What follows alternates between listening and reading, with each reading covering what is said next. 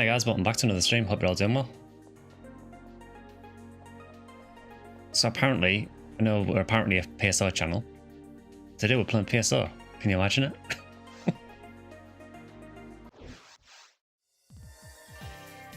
So yeah, I did say that today was initially going to be PS0 unless Ephinea announced the Christmas event.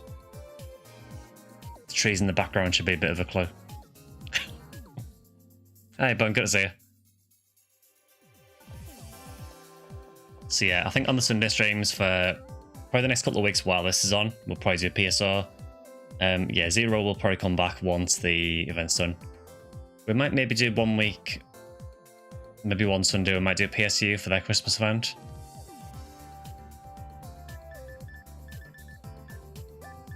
I think if you played Ephinea for a little while, you know that the Christmas event is a really, really good time for hunting stuff, so...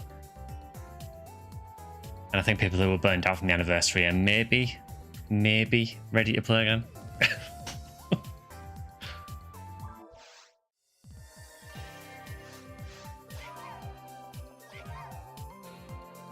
Beyond a minute, just finishing dinner. I know where he's got you.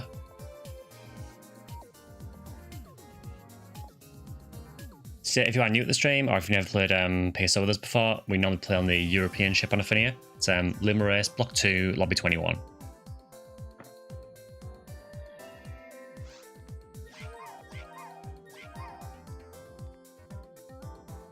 So I don't really know what the plan for me is this Christmas event, because obviously I found SGS in the anniversary.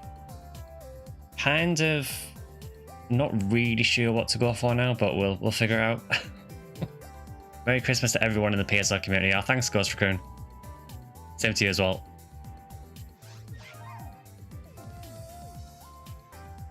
So yeah, just a very quick primer on the Christmas event for anyone who hasn't done it on Ephinea. Ephinea has a full weekly boost rotation. During the Christmas event, that boost is doubled, whatever it is. So this week is rare drop week. So we have 150% rare drop boost instead of 125. There are also special quests that are active during the Christmas event as well. Some of which are amazing, some of which are not worth doing at all. You will also get coal for completing each of those quests, and you can trade coal for presents, which can also drop from enemies as well. And they can have a variety of different things in them. It can be as bad as a photon drop, or you could get something like I got last year, 75 hit caliber, or you can even get things like photon hordes.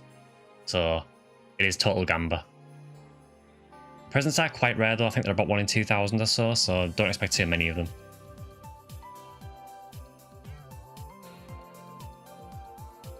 But yeah, I think honestly, I think for this we'd probably just like rotate and just do some of the Christmas quests, honestly, because I think pretty much all of them, at least the main ones, seem to have at least a few IDs that are worth running them on. Hey Pika, good to see you.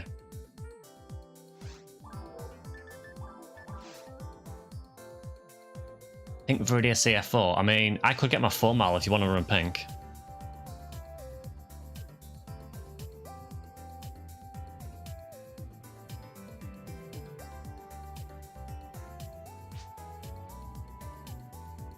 Yeah, no worries, yeah, we can start with that. Then we'll just rotate around, I think. I think the EP2 and EP4 quests in particular are probably worth doing. The EP1 quest is... Well, the Christmas Fiasco EP1 quest is probably worth doing on certain IDs. If you got a Red Rear, it's a really, really good quest for the Lavis Cannon, because there are tons of slimes in the quest.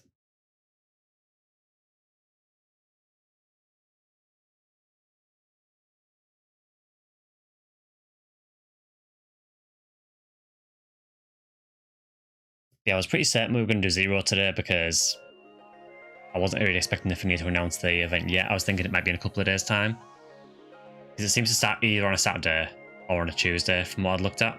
But no, of course they announced it when I went to bed. Okay, so let's get the 4 mile out of retirement.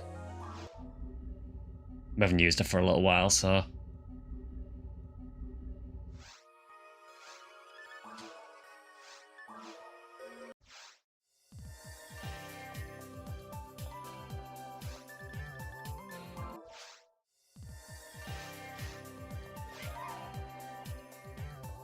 I'll see you at .303, Scorpio. Oh, nice to meet you.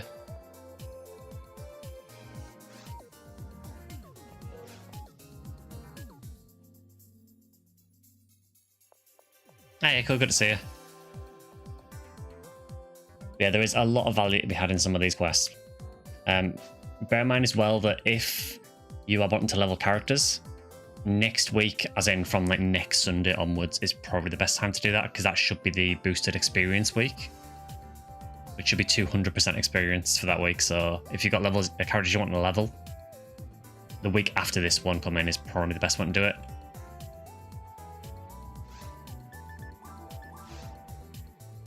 I think first video second, change on Pazuzu or stay on a Claire. Yeah, I really don't mind.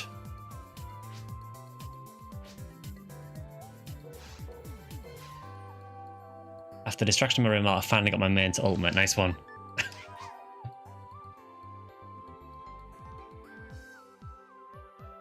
Yeah, I mean, I guess Viridia gets lame, doesn't it, from Dolphin and Claire's, so...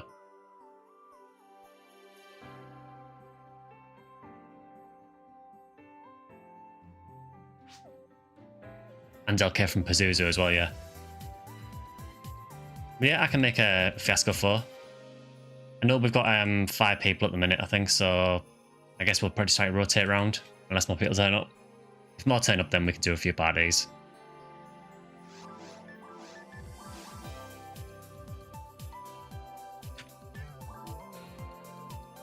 So password will be stream.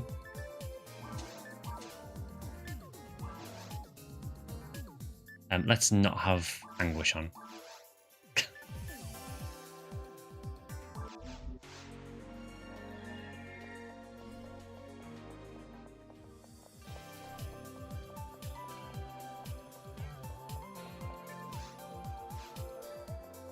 So I haven't looked at the post on the Ephinea site, but I would assume this event's probably going to last about 3 or 4 weeks.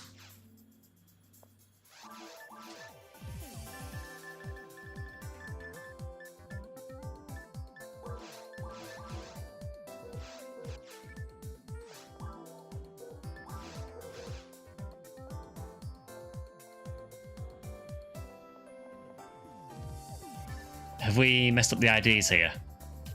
What ID I see on Red Rhea?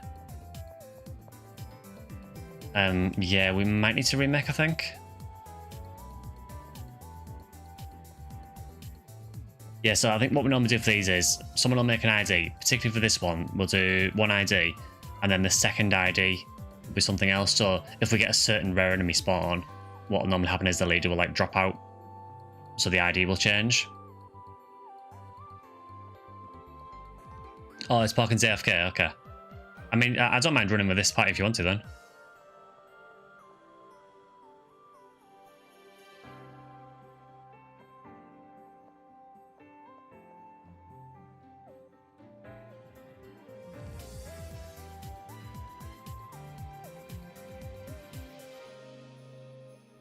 Yeah, just whoever wants to join, just jump in and we'll get started.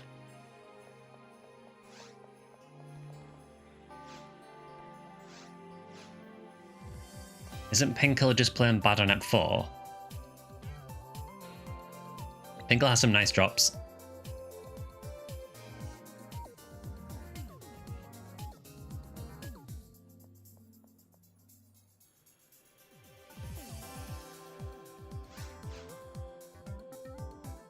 Yeah, I'm just pulling up the charts now, just so I can see. So, all Ep 4, we've got...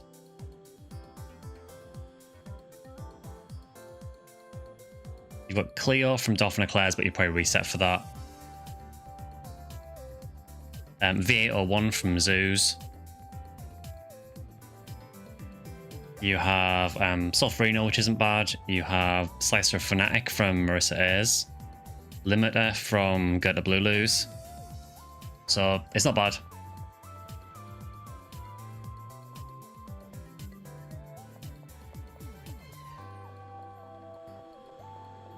Obviously, getting a Slicer Fanatic with hit would be really nice.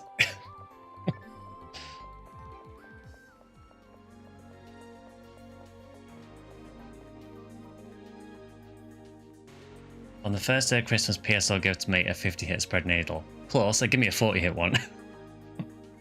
Yeah, so my literally first run of one of the event quests, I got a 40 hit spread needle, so we're off to a good start.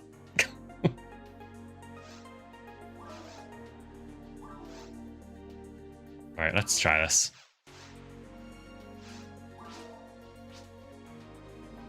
I'm Firefox Model 276 and definitely not Eleanor. Tried on the Christmas party around the crater, but the zoo kept coming to steal our cake and cookies. Seems the zoo frustrated us, so the other monsters want to try and crash the party too. Cool.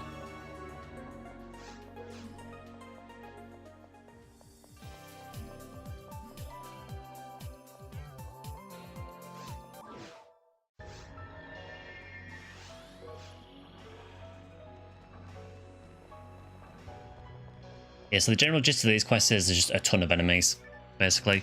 There is also some of the December disaster quests, which are what are called omnispawn quests. They'll feature enemies from different episodes.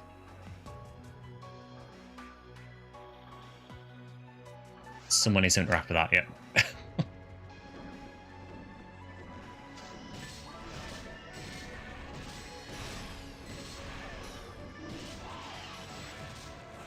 It's weird to see a game actually called it Christmas, yeah.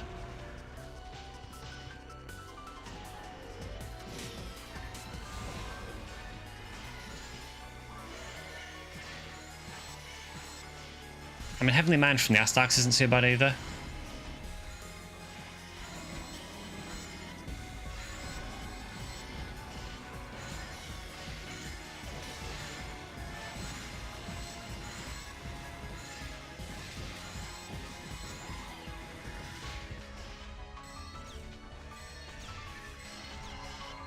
Yeah, so if we get a Dolphin Eclair or a Pazuzu, I'll drop out.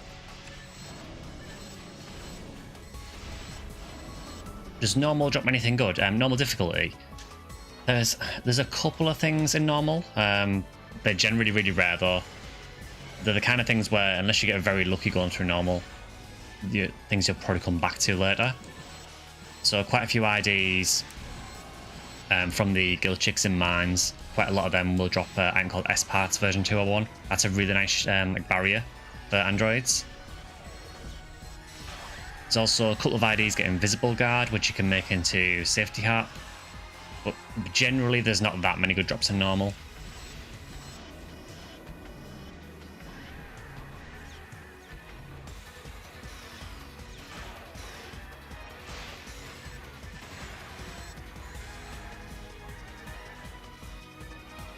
Oh, is that a Track Grinder? It is.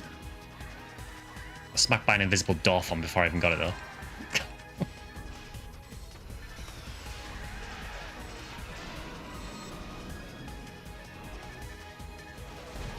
Yeah, the main benefit of this quest is, I mean, to be honest, I think Greenhill is probably the best ID for this quest, just because this quest has over 70 Zoo. And Zoo on Greenhill will drop V101. So this is an absolutely fantastic quest for Greenhill. But I mean, it's pretty good on Pinkle as well. V801 is a pretty useful unit.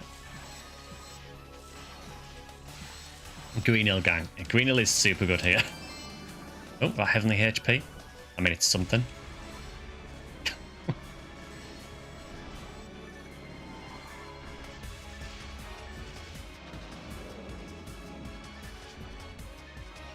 Yeah, Heavenly HP is actually one of the Heavenly units that's actually kind of useful. Mainly early on, though. I think it falls off hard later, but yeah, for like early on, for low-level characters, it's fine.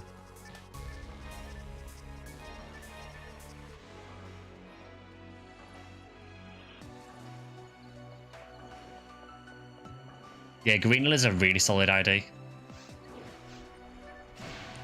Hi, Akuma, good to see you. Yeah, the Greenhill Zoo drop is V101. This run we're doing here is Pinkle, though. So Pinkle is V801 instead, which is still really nice. We also get things like Slicer, Fnatic, and Limiter in Desert as well, which is, you know, very good.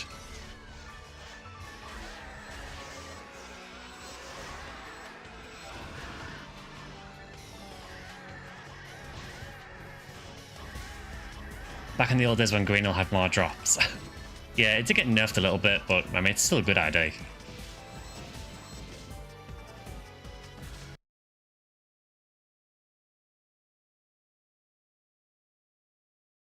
Sorry, just banning a bot. Only drop we've had so far is a Heavenly HP.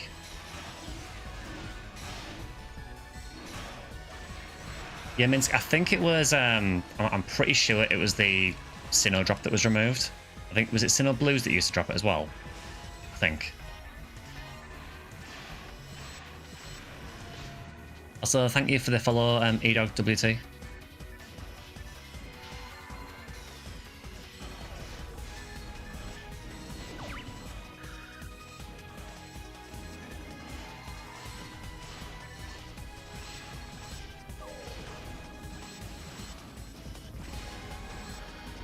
Hi, Golden Grits.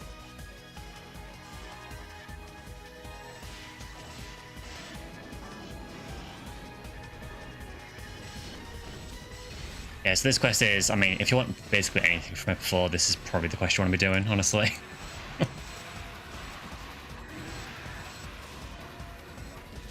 It is a very, very strong quest. Probably a bit too good, honestly, but we don't question it.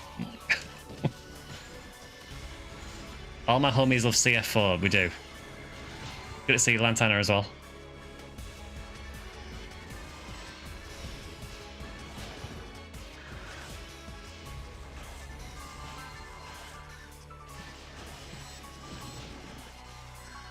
Yeah, honestly, I can't really remember the others that much. I tend not to do many of the other Christmas Fiasco quests that much.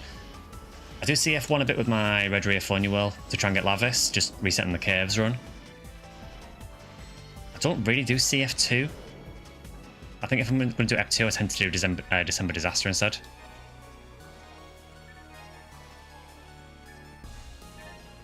Any killer drops or presents yet? In this stream, all I've had so far is just having the HP. I did get, though, before I streamed, literally on my first run of December Disaster 1, I got a 40-hit spread needle. Which I can't really complain about. Yeah, 40 hit is really nice, yeah. It was 30 hit untacked, so it was just shy of a banner. I think they banner at 40 untacked, I think. But it's ideal though, because I am leveling a Rick Seal at the minute, so...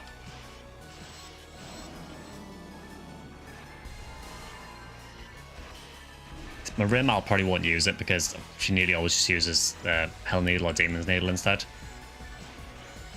And obviously Cass get the boost in Ultimate anyway, so it makes sense to use it on a cast, I guess.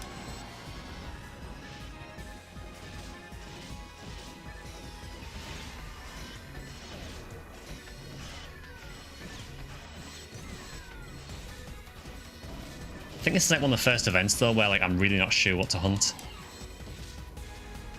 Like fans in the SGS and the anniversary was like the best thing that's ever happened and the worst, because it was like something I could fall back on to hunt if I wasn't sure what to do.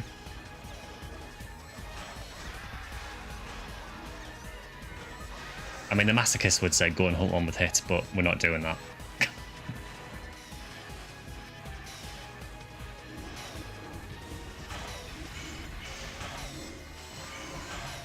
Completed PSO. Well, I still need to find a... What, Heaven Punisher? I don't have a Heaven Punisher yet. So I guess that's one thing. I don't actually have a Lavis yet either, so...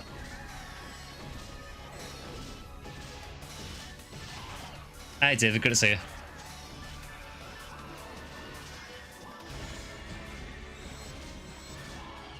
It's going to be a lot of lame hunting for me, as repetitive as it can be. Still need 2 for my set. What method do you use to hunt lame, and what I do? I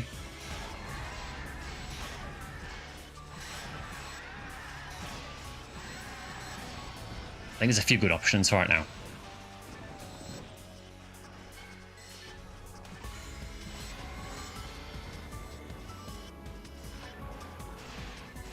Skylight CF4 until Rare Enemy Week, and then doing Viridia CF4. Yeah, sounds like a plan.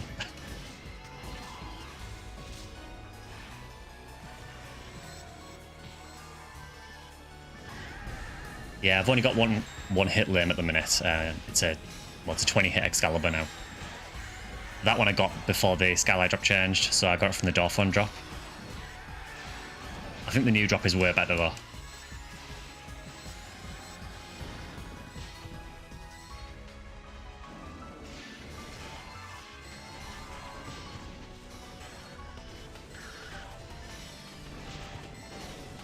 Yeah, that was a mistake going for the debuff.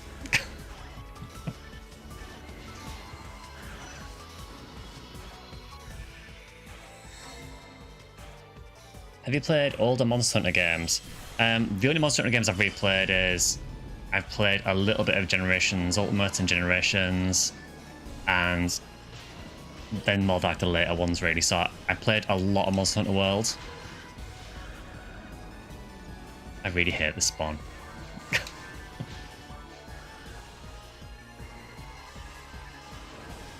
Then played quite a bit of Rise, and I played a bit of Wilds and then stopped playing it. I might check it out for Title Update 4, but I don't know, I'm not really that convinced by Wilds. I have 2 limbs at the moment, both 35 hit, nice. One's feed native, the other keep them clean until you find the other 2.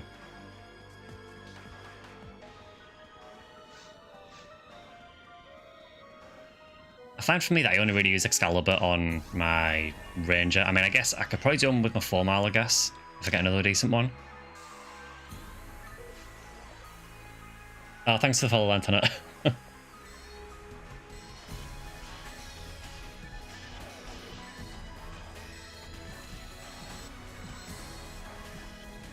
It's kind of a weird weapon, Excalibur, because it's probably like one of the only melee weapons in the game that you don't tend to use as much on a hunter. Which sounds really counterintuitive, but I kind of feel rangers and even some forces get more use out of it.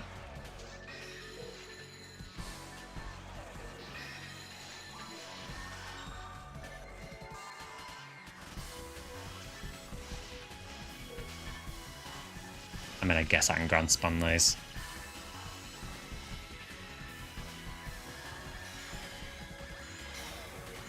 I'm still really bad with 4 mile.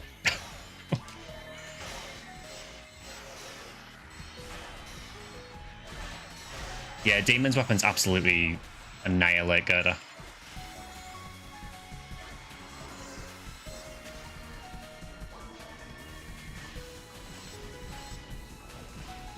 And 1 in 900 for a Slicer Fanatic, that's really good.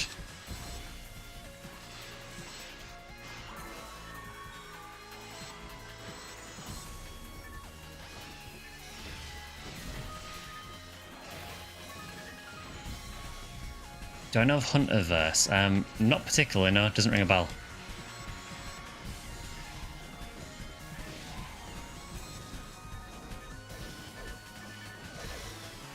Yeah, I still need to kind of figure out what to really go after for this event. I think Experience Week, I'll just level characters. For this week, I really don't know. I think Rare Monster Week, I'll probably go for Lavis. Just because I kind of want Lavis. I know it's not very good, but I just kind of want one.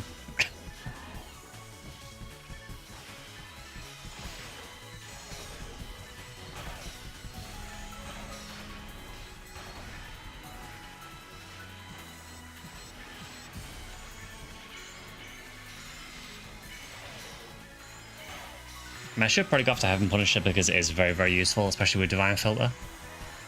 But I don't know if I can bring myself to hunt one.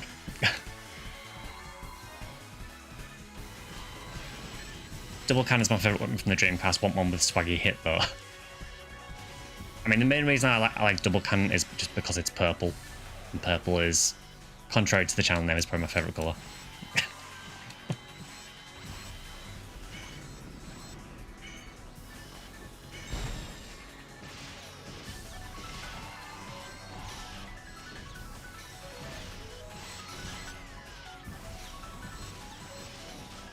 Universe is a private server for the older Monster Hunter games like Freedom Unite or Third. Oh, cool. Always for private servers, you know, to keep old games alive.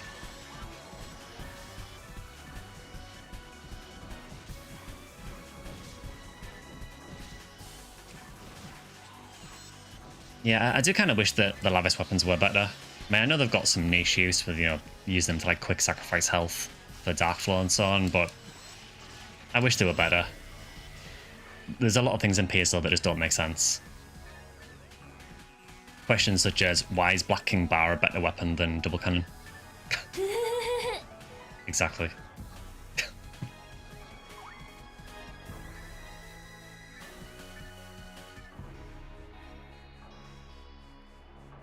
Makes no sense, you know. Monkey King Bar is way easier to get than Lavis.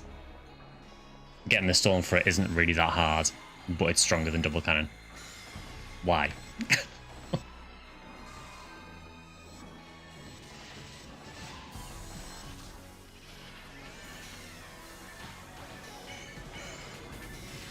And Bluebird's made it even worse, adding Excalibur and making Lavis even worse.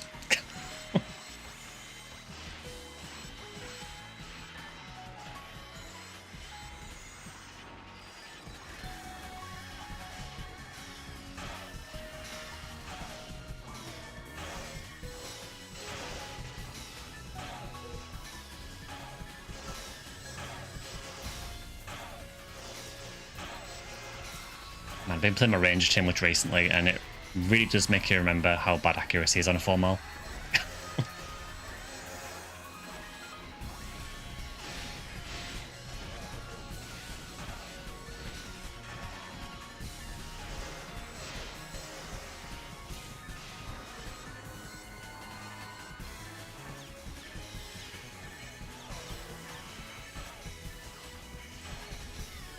Yeah, so back in version 1, Minsk, because obviously I didn't really play Dreamcast back then. I don't know what weapons were in version 1 and what wasn't. So I don't know if Lavis was a version 1 inclusion, or if it was added in version 2, or the same for Monkey King Bar as well. I mean, all stats were different in version 1 and version 2 anyway, I think, as well, so...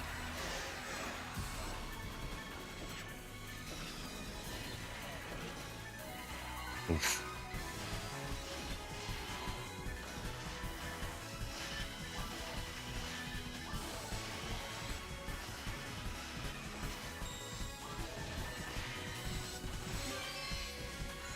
Oh, we got a limiter drop.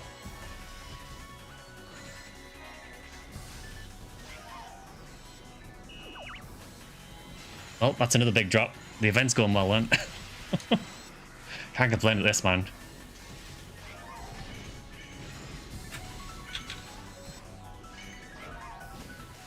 Get our lobby.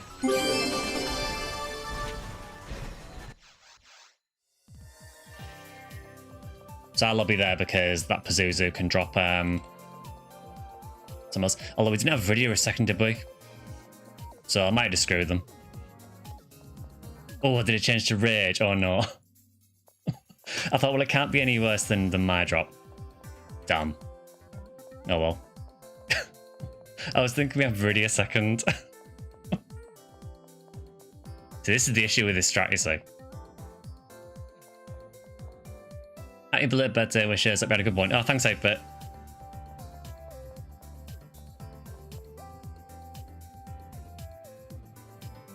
Thought I'd drop by for a bit, and I say Bart can freeze enemies in place for a bit. Never got into PSO, but I watched my brother play it once every while. Yeah, Bart is weird. In normal gameplay, Bart doesn't normally freeze enemies. I can't remember if it can in challenge mode or not, but it's mainly Gibarta and Rabat that freeze. Lavis Cannon was version 1. PSO World says that MKB was V2. Okay. Purple, well, it was Pinkle the game. So I think Pinkle, I think it's Kunai, which, I mean, Kunai is okay if you get on with hit, I guess. Like I say, I was thinking our second player was Viridia, that's why I lobbied. Because obviously Viridia drops LK38 combat, which is really nice for hit. So that's why I lobbied, and then realised that we didn't have Viridia as second player.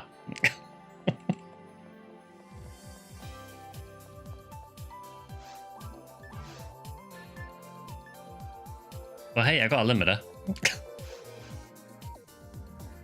So while they're finishing up, I will just deposit this, I guess. Yeah, sorry about that, guys. I thought we had a Viridia for a second.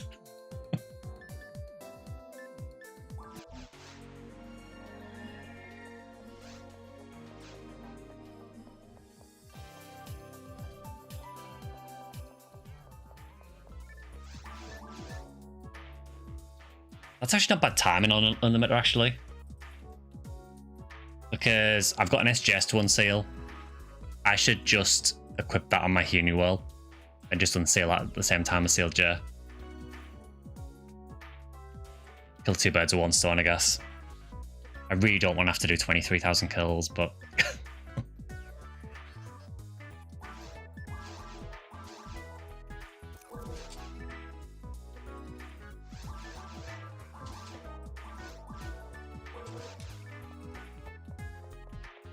You still have your law to unseal. Yeah, I think I've got at least one limit to unseal and SGS as well. Yeah, Echo, so for Sealed J Sword, you have to kill 23,000 enemies with it equipped to unseal it.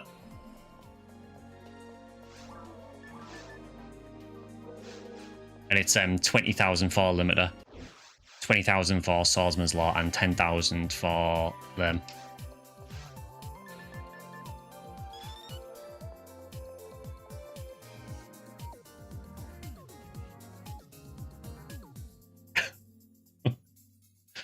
Yeah, I am very sorry about that. Are you a beginner? Yes. After that, yes, definitely.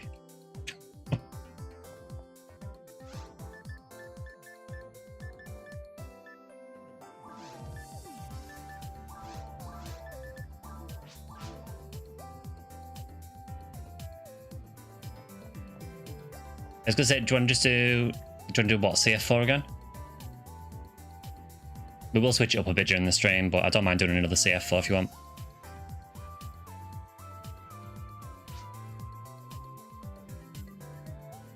Just remind me if we get a Dolphin Eclair or anything show up, remind me not to lobby.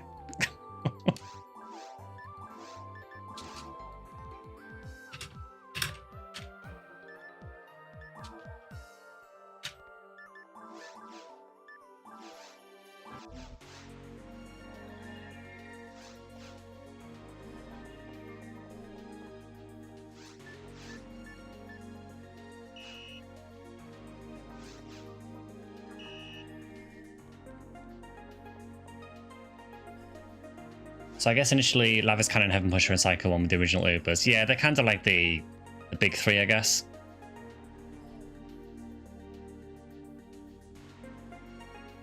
So I've got one of them. I got Psycho 1's, what, 2 years ago for anniversary?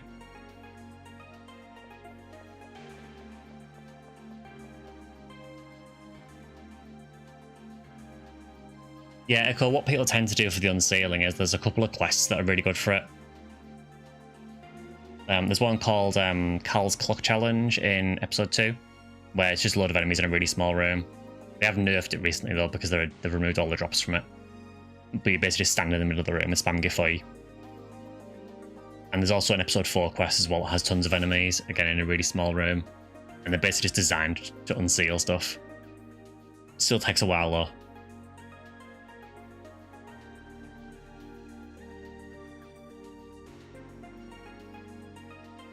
But hey, not a bad start though, apart from the the huge faux pas of going back to lobby. I'm not going to knock a 40-hit spread needle and a limiter in the same day.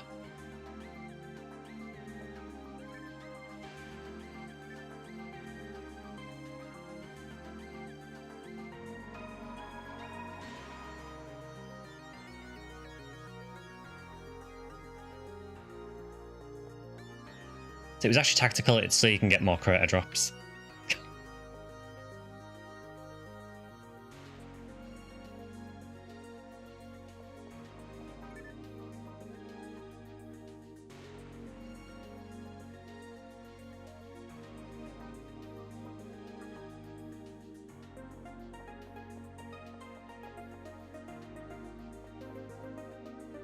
Yeah, honestly, I would say that even if you're new to Ephinea, I would say now is a really good time to play because even without the boosted experience, the Christmas quests have so many enemies in them that you probably level really quickly anywhere.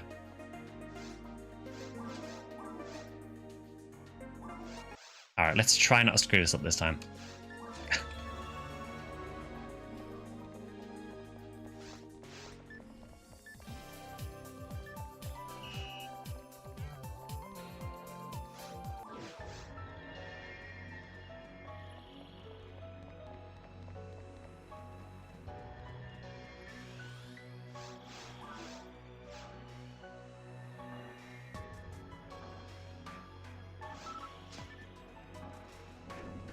I like how the whole gist of these Christmas quests is that they want to have a party on Ragol, but the enemies are getting in the way.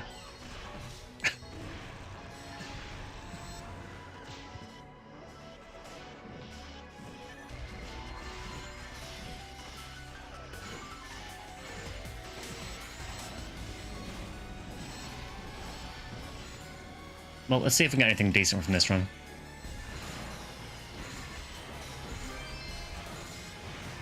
Well, that is a reading of 303 SNR 3, which is not great. That's probably just team points, honestly.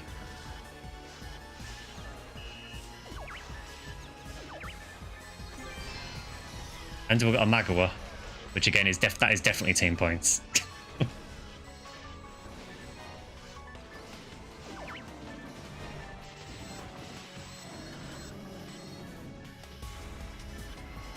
They're sending hunters to clean house, pretty much, yeah. They want to have a party. The army's busy, apparently, so we're sent in.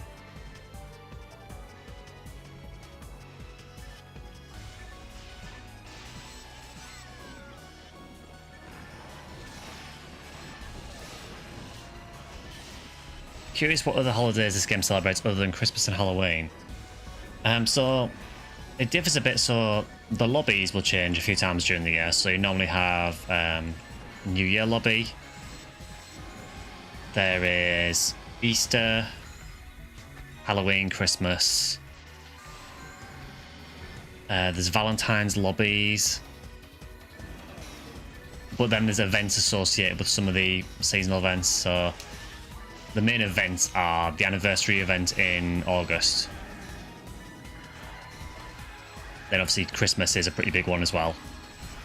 The Halloween event is okay. I don't really like how it works, but it is one of the bigger events, I guess. And Easter has like a little extra bit associated with it in that the enemies will start dropping event eggs.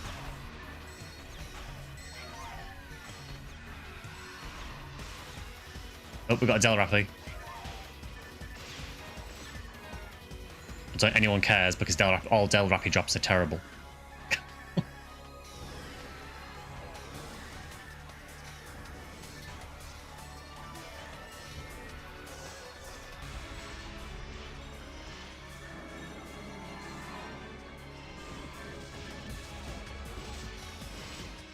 Del Rappy is really weird. It just has no good drops at all.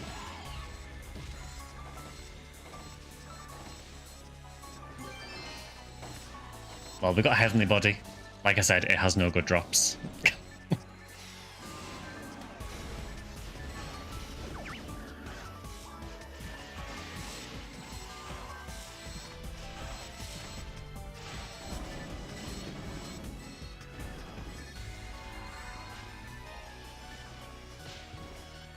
Yeah, PSO's always done like seasonal events, even going back to the Sega servers when they were live. They didn't necessarily do events like this, but you got the changes to the lobbies and everything. And the Rare Rappian Temple would change as well.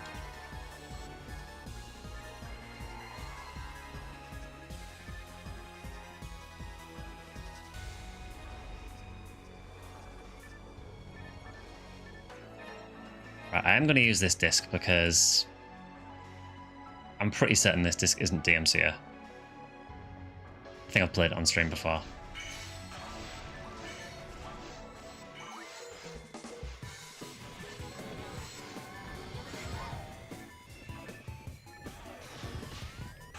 We love the Puyo Puyo disc. Do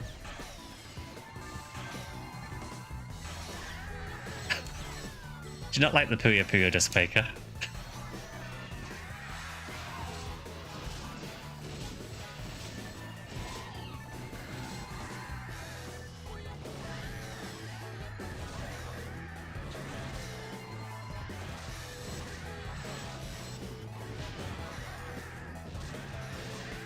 Got like 5 of those on the anniversary. We need more.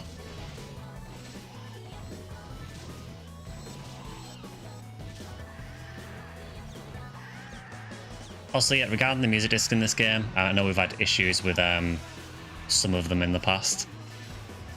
I am looking into another restream service that apparently lets you split your audio a bit on YouTube, so that should make things a bit easier in the future. I'm not using it yet though, I need to get it all set up.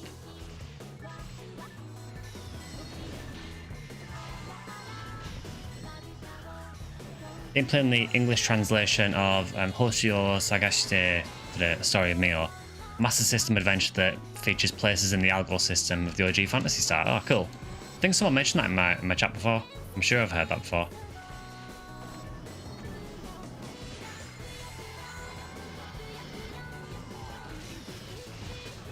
Features a small creature called Mio that reminds me of Meow, with wings and a lion-like experience. The art is by Riko Kodama too. Oh, nice.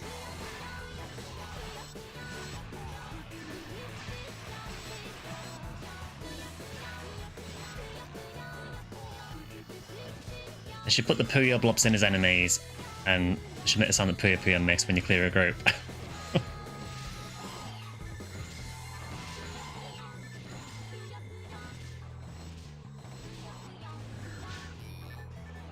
Oh god, it's this spawn.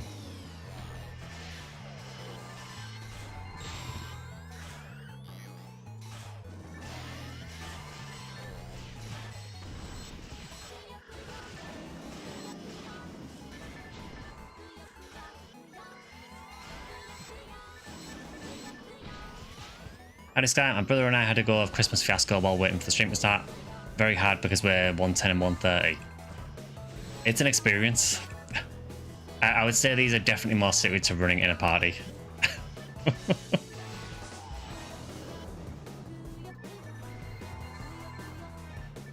Yeah, I soloed one of the Omnispawn quests earlier in Ultimate, the December Disaster one. And it took me about, I think it was about 40 minutes to solo with my level 180 range. It was a bit rough.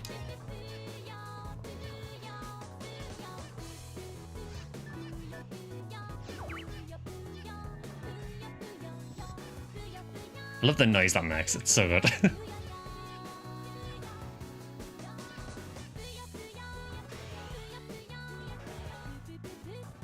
You got a present drop with 2 TP materials and nothing to sniff at. Yeah, TP materials are really useful, particularly as they don't drop outside of, you know, very few specific places. They don't drop as like normal drops, which is a really weird decision, but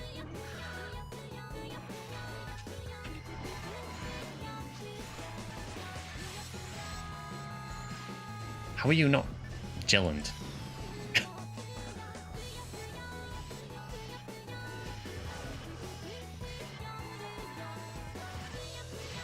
Hi Marco, good to see you.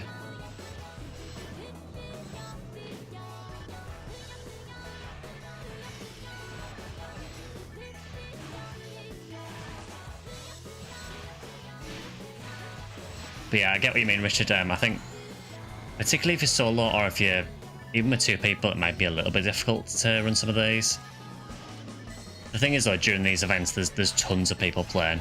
I think when I logged on, there was about, I think it was nearly 400 people on. So you probably get parties pretty easily, I would have thought. Again, we'll be running this for a few hours, not just this quest, but the Christmas ones in general. So if there's people on, we'll just rotate parties. Hi, Defco, good to see you.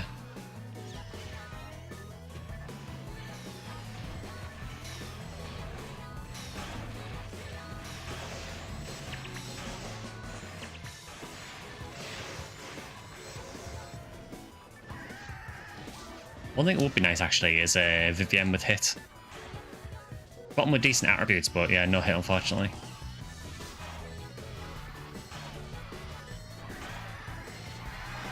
Actually, one thing I wouldn't mind trying to get is a Shoran, so I can make a Jizai, because I don't have one yet.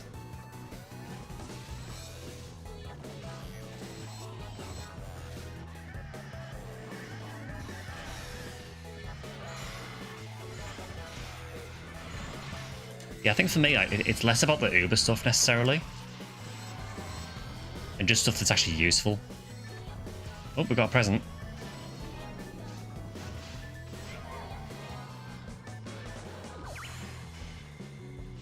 We'll open that in a minute. Yeah, so last year when I played this, the presents were a bit hit and miss, so most of the presents you get will normally be photon drops or photon crystals, which is still useful. But there is some really nice stuff in them as well. you can get some of the Type M weapons. So I know there's I think it's the Charge GU handgun is in, which is not too bad. There is the Charge ME mech guns as well, which are basically just like Charge Vulcans with a bit stronger base attack power. What's my favourite Christmas movie? It depends on if you count Die Hard as a Christmas movie.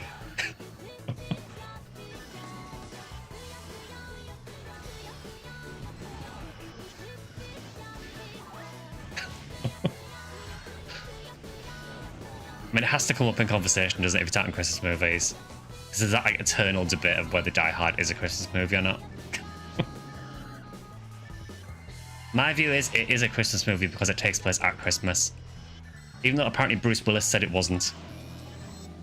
I'm sorry, Bruce Willis, I respect you and everything, but I think you're wrong on that one. Die Hard is absolutely a Christmas movie, the same as Rambo First Blood. Exactly.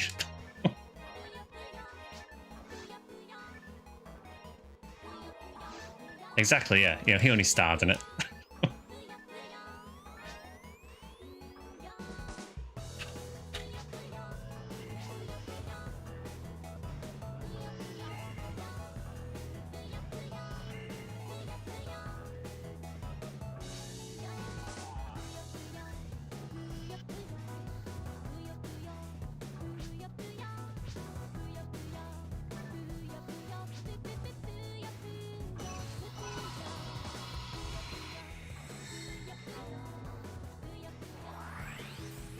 Yeah, aside from that, I'm trying to think of other Christmas movies I actually enjoy. I don't tend to watch a whole lot of them, honestly, because I think a lot of them are ones I watched when I was a lot younger, and I just don't really bother watching them generally now. Oh, the lag screwed there. Brother and I had a Christmas party with friends yesterday evening. Everyone comes along and we sing along to Muppets Christmas Carol, which is my official answer for favourite, but I really like Arthur Christmas. Yeah, Muppets Christmas Carol is good.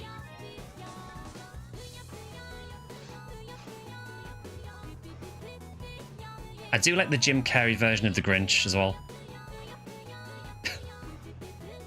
But admittedly, that is mainly because of Jim Carrey.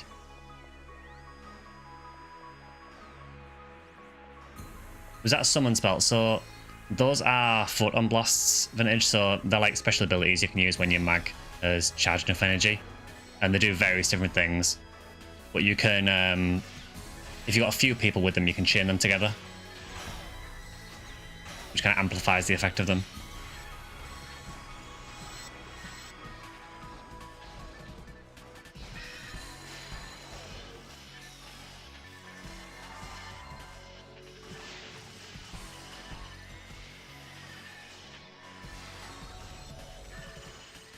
Man, it's only 1 in 260 for a limiter. That's insane.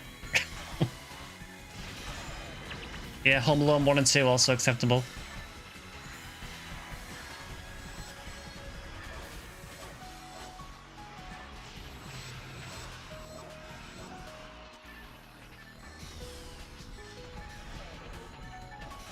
Armageddon.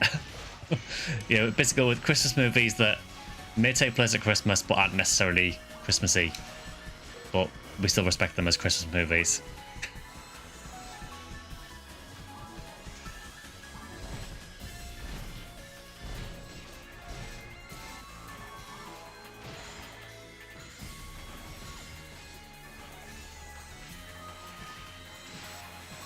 But yeah, honestly, my Christmases tend to be really laid back anyway. I've got quite a small family anyway, so I tend to just, have Christmas dinner and then maybe watch something in the evening. But yeah, typically a fairly quiet affair, honestly. Which I don't mind.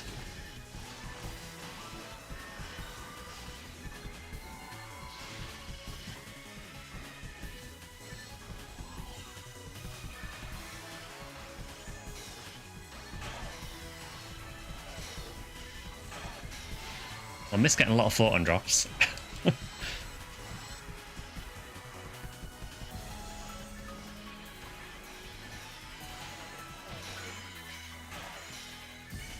Oh, there were photon drops from zoos. Oh, I'm so sorry. I mean, at least it's not Greenhill.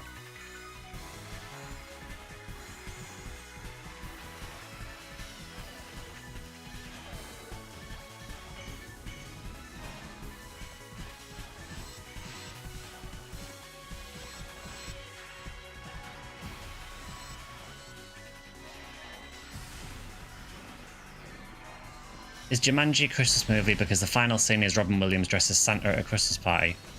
I'll accept that. I'll also accept that just because it's got Robin Williams in it, and I feel like anything with Robin Williams could pass as a Christmas movie.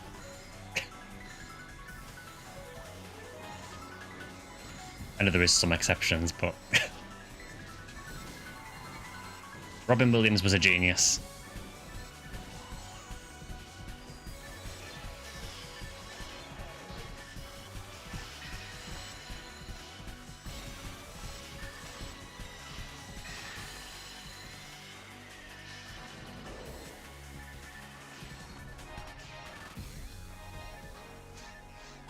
Can I grind this Vivienne a little bit? I mean, I may as well. We're here.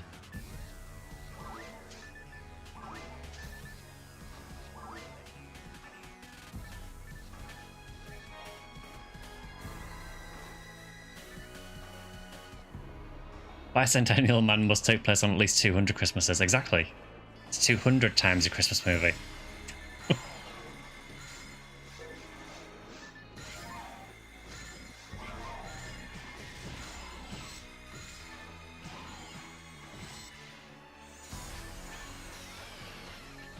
Timber levels for Red Ring. Do you have a Red Ring for that character? Or do you need to find or buy one?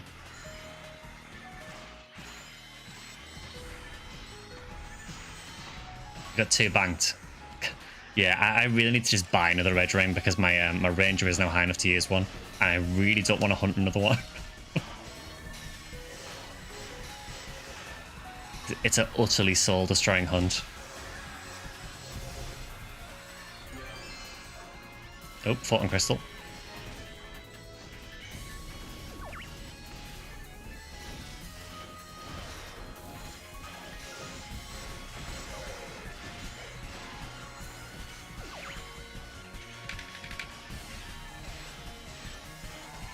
Sriracha has found Espad's version 201. Yeah, so the person who was asking about rare drops in normal, there you go. That's one of them.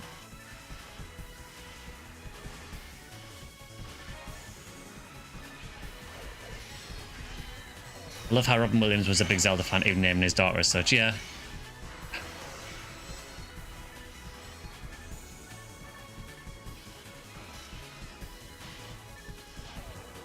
Do you know what? I actually wouldn't mind one of these detonators dropping a Solferino. Like a Solferino with a 4 mile is absolutely ridiculous. It's so funny.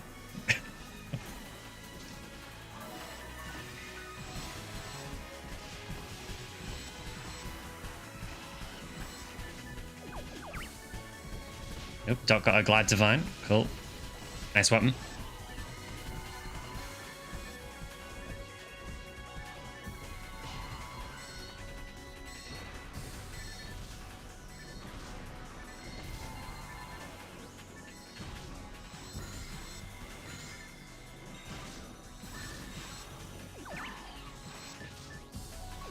I want another present drop as well. Hopefully get something decent from it. I mean, I don't think you can necessarily lose with the presents. I think all the things are at least useful. Like maybe except the charge GU handgun, that's probably one of the worst. I guess it's good for low levels maybe, but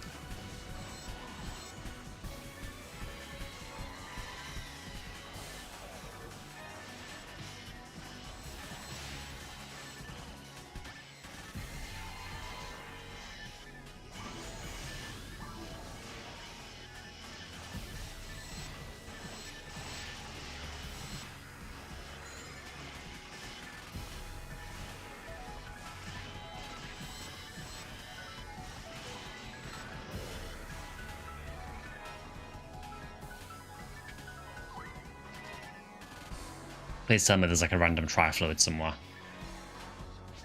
There normally is.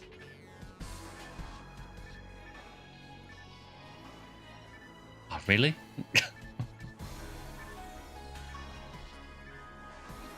Fine, I'll use one, I guess.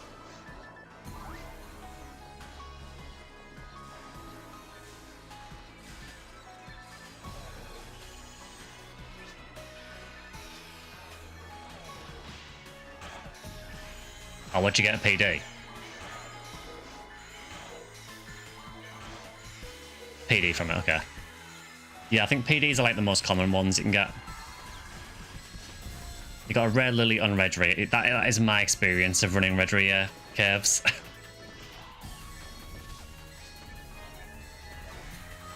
Try by the door. Nice.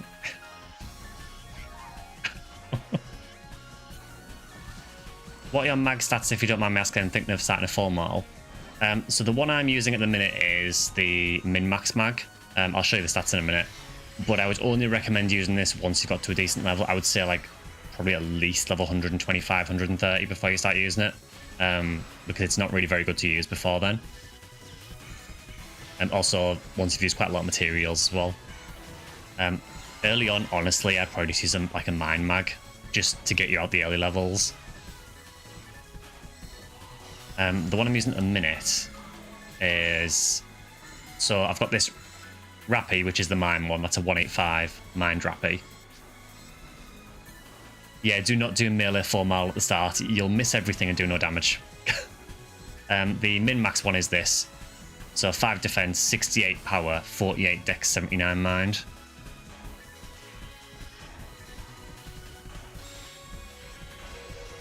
But again, I would only use that once you've got to a decent level.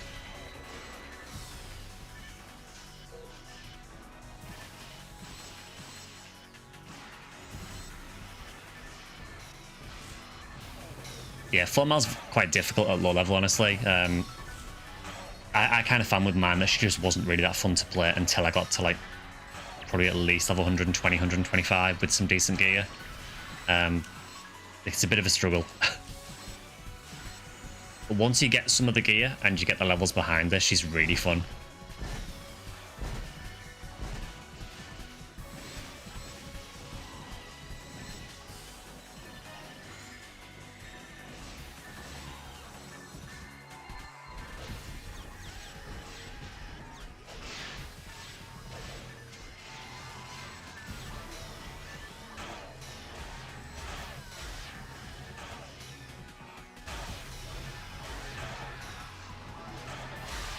Yeah, if you want to check the mag stats as well, I would recommend on the Ephinea wiki, all the characters have a guide, and most of the min-max builds are listed on there as well.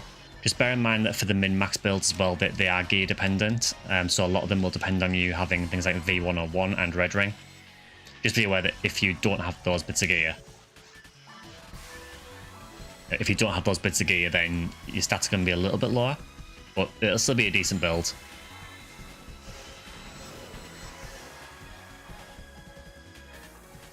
She's one card I've never tried. Yeah, I'd never really played 4 mile much until recently. Yeah, but I'm having a lot of fun with her, honestly. It's nice to have a force that can actually do things outside of just tech and everything. Because as much as I love playing my Ephinea Whirl,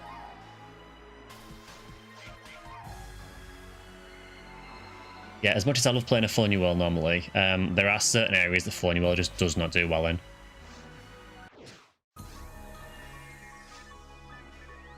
It's fun doing ruins with the Ephinea Whirl, and then as soon as the sorcerer shows up, you just can't do any damage to them. You basically have to pull out a demon's handgun and hope for the best.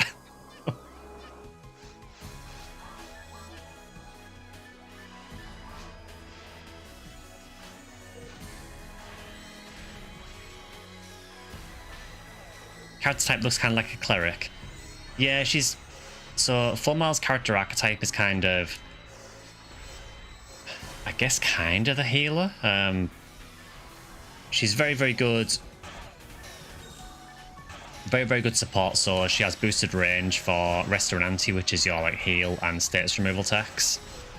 She also has double range on Shifter and D-Band, which is your buff techs.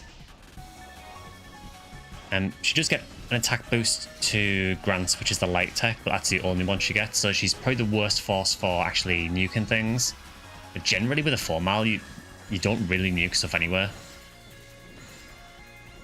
You generally, at a higher level anyway, you generally just use melee or ranged. There's a couple of things you might use techs on, you know, if you've got a really dangerous spawn, you might spam Rabata like this, just try and freeze stuff.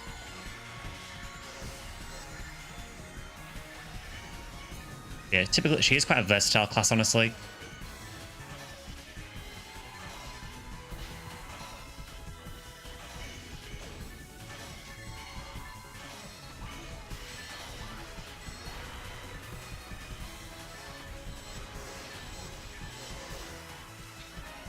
Big downsides with it is that her evade is garbage, so you won't really evade many attacks.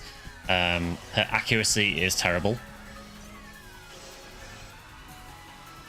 You can get around that a little bit, but yeah, her accuracy is one of the worst in the game.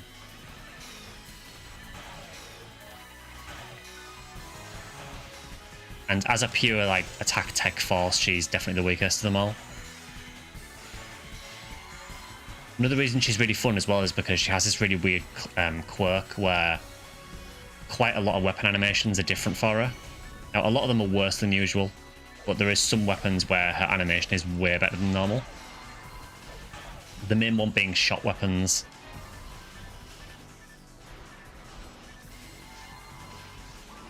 So that is why a lot of people use Rambling Mate on a full mile, because it's a shot weapon that does decent damage, and because of her animation, she shoots it really quickly.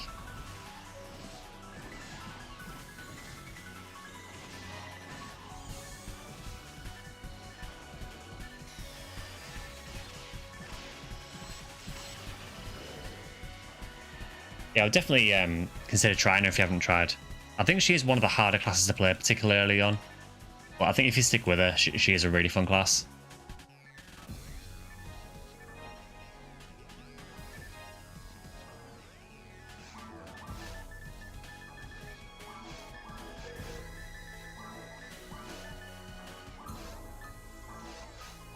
Team point that, team point that, team point that.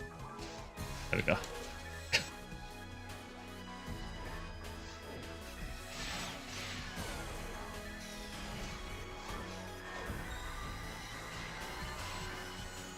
Their abilities, I'm now thinking there's a red mage.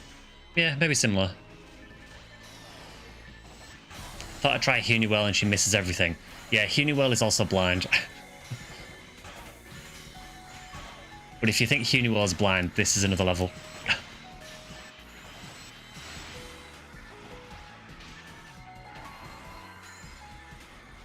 I will say though, Ben, if you stick with Huniwell, Huniwell is still my favourite class.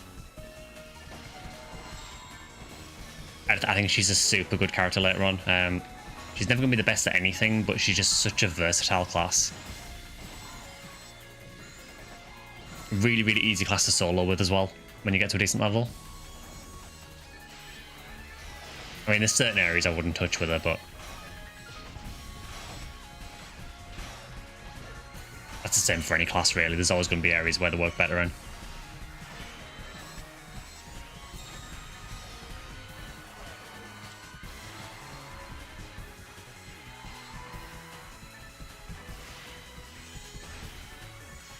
I'm not really sure how everything is dodging my debuffs.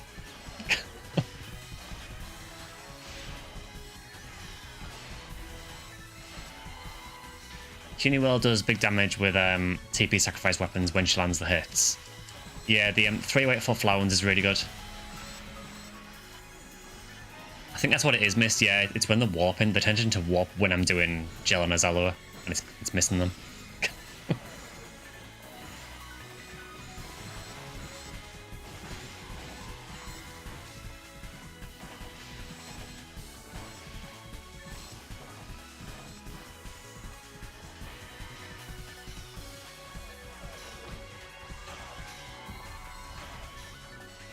I think ultimately, pretty much any class in the game you can get away with. Yeah, I know we like to joke about Humor, but even a Humor you can do more stuff with.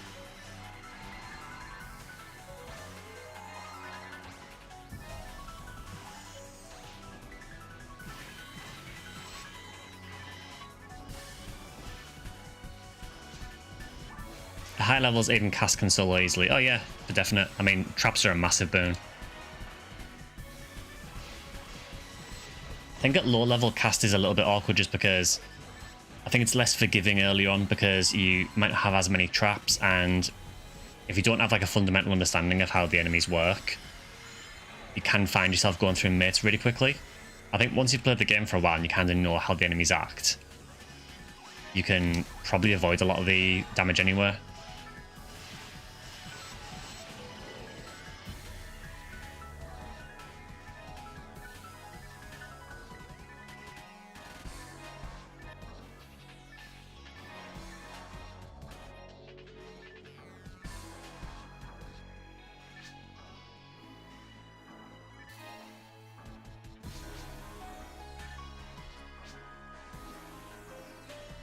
Does single mode change the drop rate? No, so the drops are exactly the same, but the enemies are a bit weaker.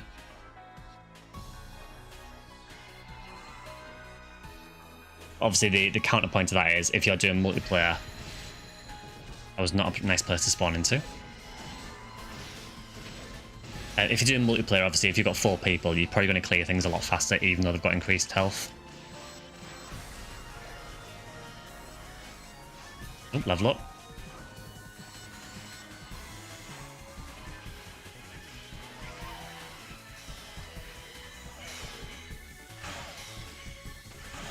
Yeah, I do really like the idea of the one-person mode on Blue Burst, though. It does make it easier because you're not always going to have people who want to join you for stuff, so it's nice to have an option to do solo and not feel too punishing.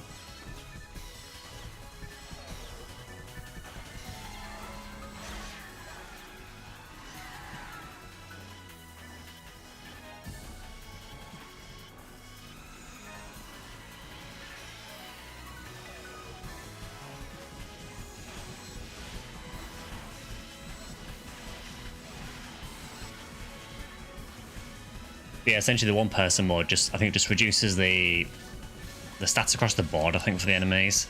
It also reduces their technique resistance normally as well. Sometimes their resistances will actually change as well, which is interesting.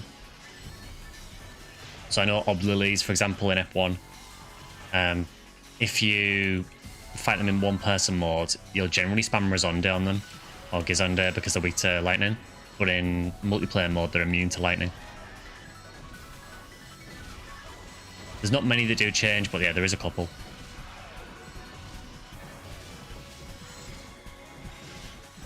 Also, like, certain status effects will affect things a bit easier in one player as well. So yeah, if you go into Spaceship, for example, in one player mode, Hell will kill basically everything. I think maybe except the Sorcerers. Pretty much everything else you can instant kill really easily with Hell weapons. If you do it in multiplayer, they have a bit more resistance. They still die relatively quickly, but things like the Barons you might not be able to kill. Whereas you can instant kill them in one-person mode. The Spaceship ones anyway, not the Mines ones.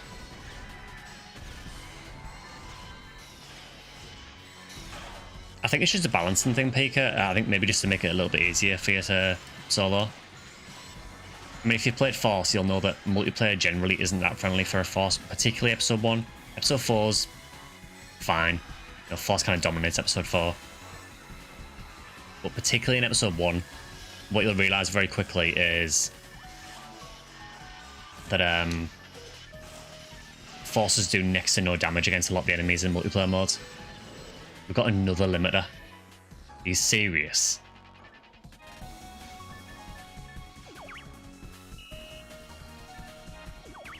So, yeah, apparently this is a good day. So, 2 limiters.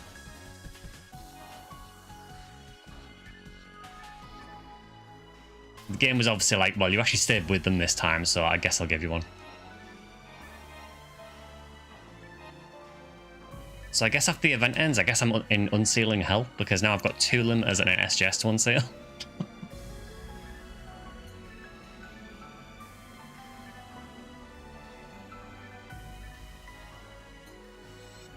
Yeah, that's a really nice quest for us, honestly.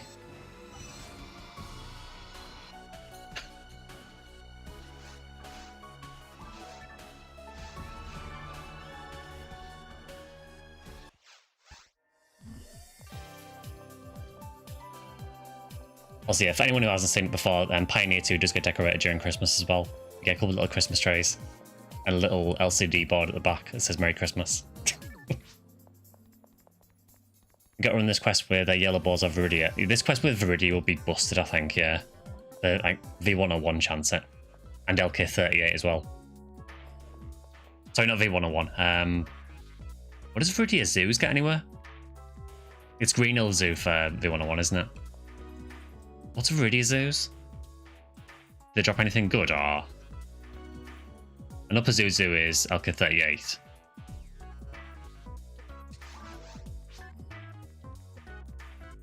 They dropped Final Impact. Seriously, Zoos dropped Final Impact on Verdia. That seems like a terrible drop. Maybe it's to counter the balance, the fact that you get some other good drops there. That seems terrible for a Zoo. Gonna have dinner. Parkinson take my spot off his back. Yeah, no worries, Drac.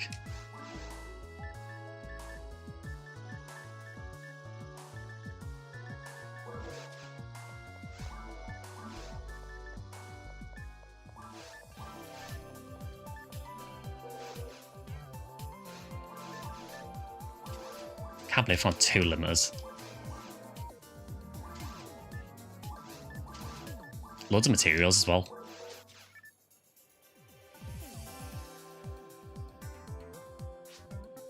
One year I took a screenshot of PS1 Darkfalls and recolored him with a red and green and gold eyes. Christmas Falls.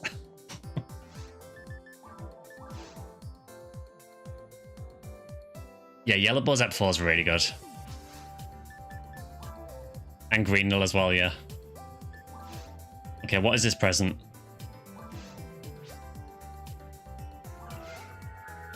Type SH shot, apparently.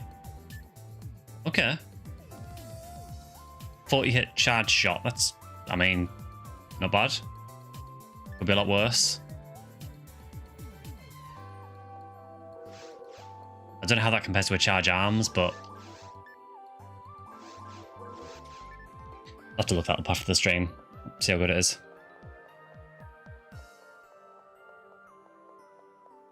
Do I grab cake or a cookie? I don't think it matters.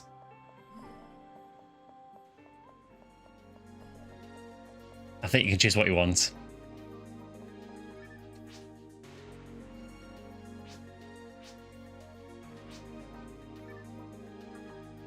Yeah, I would also say as well, if you are playing these Christmas quests, just kind of ignore what the NPCs say. They're kind of wild.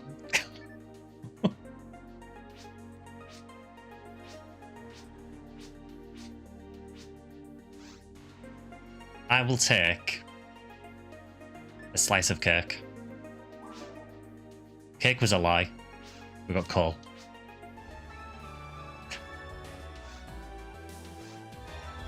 For what it's worth, I think the cookies are also a lie as well.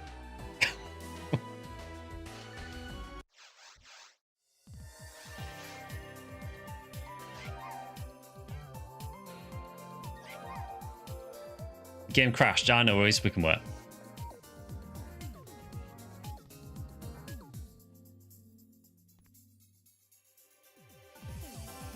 Again, if anyone does want to join, we now play Luma Race Block 2 Lobby 21.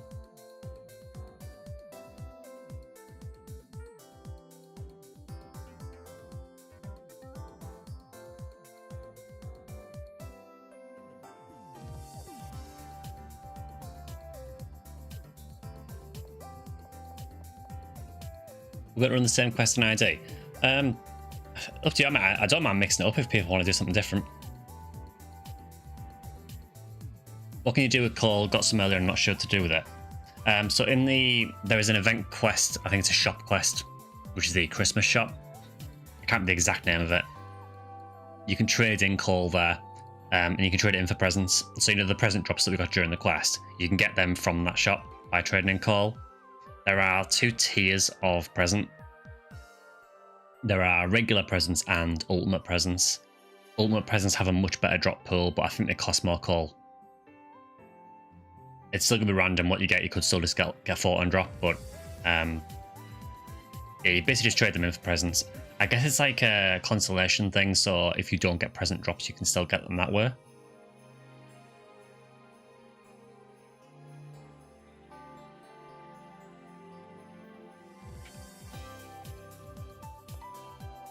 But yeah, just basically just hoard the coal until you've got enough to trade in for presents, and then you might be able to trade it to other players potentially as well. I don't know what the going rate for it is, but you might be able to trade it to other players.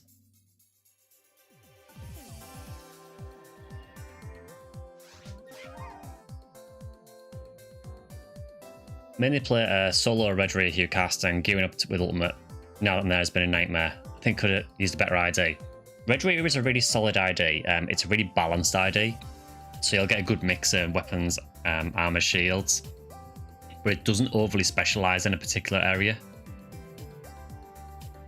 But it is still a very, very solid ID. Believe me, you've not gone wrong with Redria.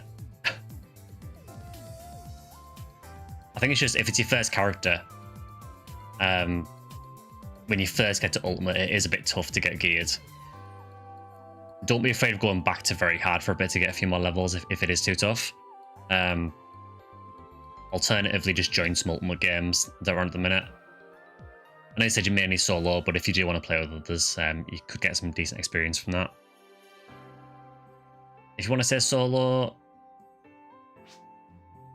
you could also just run some of the easier quests. I mean, I suppose you could use any quest that's got like an NPC to take some aggro as well when you first get to Ultimate. So even daft quests like Battle Training, you know, the first side story quest with Karik, you can basically just use Karik as a meat shield. Because he's way higher level. You won't get much experience from it really, because it's only a short quest, but yeah, main issue with Hucast, honestly, when you first get to ult, like they said here, is just trying to hit stuff, because your accuracy is really bad.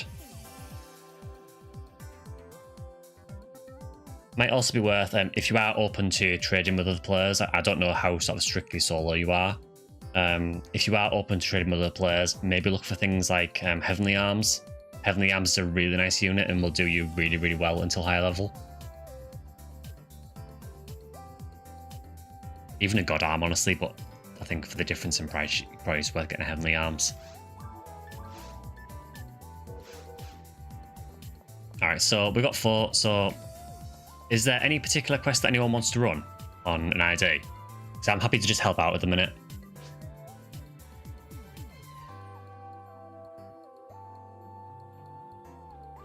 Been reliant on the hit gear you get from the Ep4 mission. Yeah, hit gear will help you a lot. Also, just remember as well, some of the store gear is some of the best stuff in the game as well, if you can get the good rolls on it. So if you can find like a good pair of Vulcans in the shop that I've hit.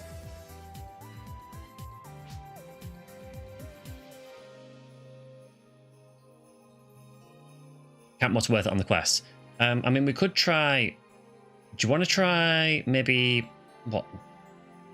We could do December Disaster 2, maybe?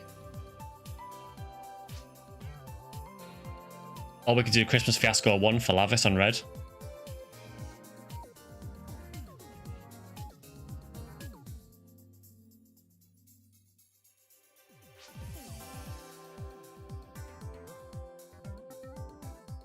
Yeah, I mean, I'm happy to do a Fiasco 1 run if you want. If you need a force, I can get my my red rear for you well.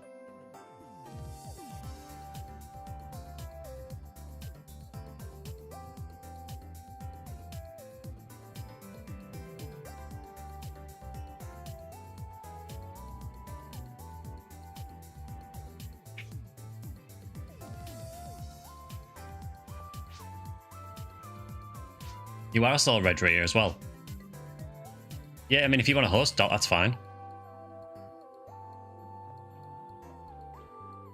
So yeah, do you want to yeah, let's do a red rear Christmas Fiasco 1. Hi Nimu. Yeah, this week is definitely gold week, so yeah.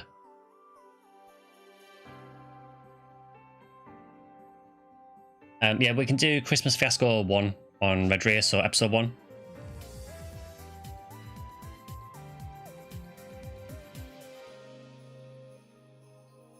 Yeah, this week is definitely gold week, Nemo. I don't know if you've seen, but the RBR quest is also Spaceship, and it's the one that has a lot of Dale Sabers. So you've got double RDR boost, plus the RBR boost. It's like, this is the week.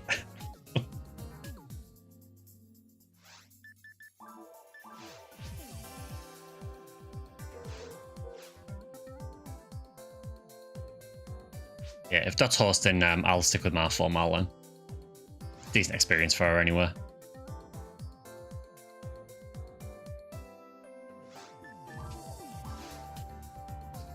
Go for dinner and rotate after this one. Yeah, no worries.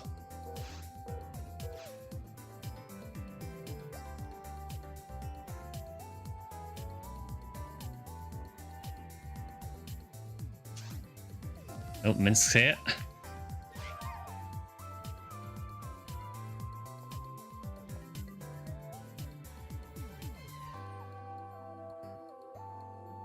Yeah, we're just starting to run now, so we will try and rotate around.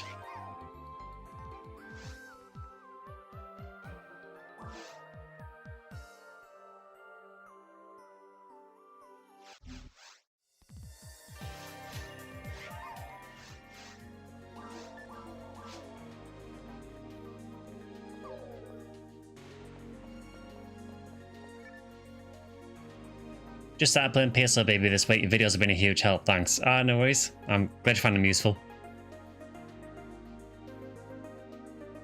If you're playing on Ephinea Mega Man, then this is a great time to play because the Christmas event is really good. And particularly after next weekend, that'll be a double experience week. So if you've got a character to level, that'll be the time.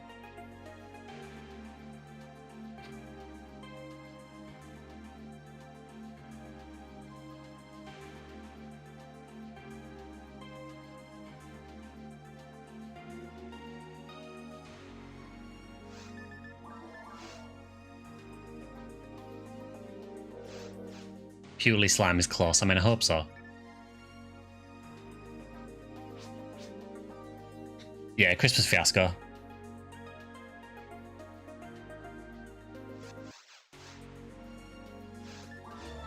Is it your first time ever playing PSO then, Mega Man? Or is it just your first time on the server, or...?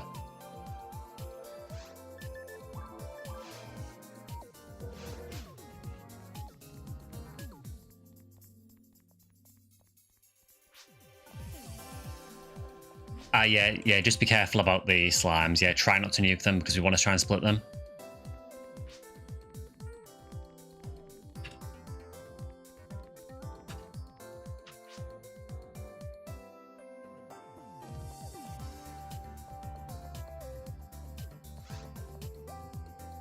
Played on GameCube.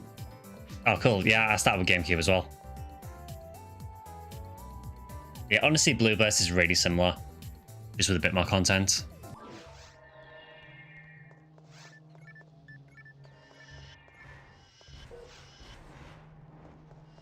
Oh, nice twin blurs.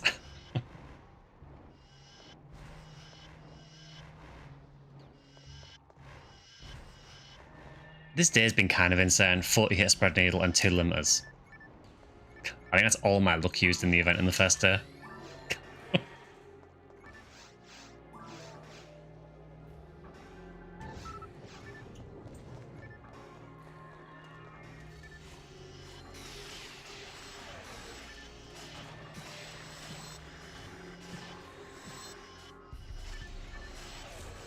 Kind of downside is that Redria Caves outside of Lavis ain't great.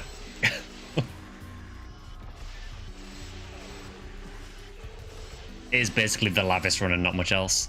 Oh. Got a red lily. Demolition Comet with no hit. Of course we get the wrong rare enemy.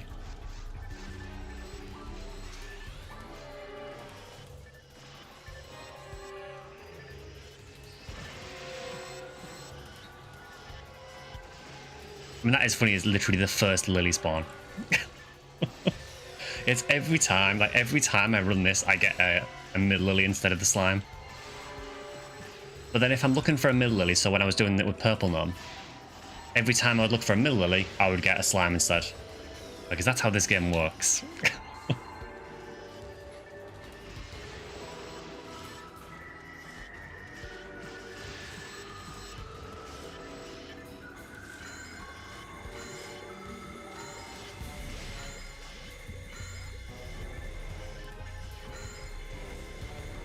Yeah, I think they're fully split. Also, slimes drop guard wave, by the way, which is really decent armor.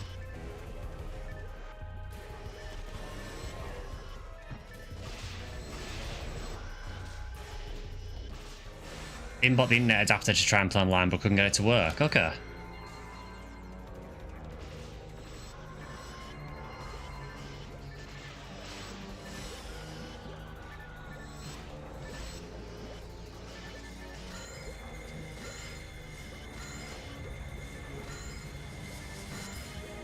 Come on, red slime. Where are you?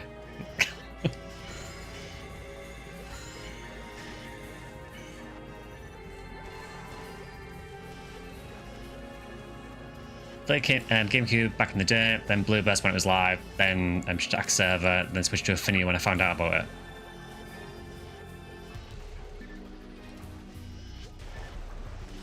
Oh, did you get a guard wave? Nice. I willed that into existence.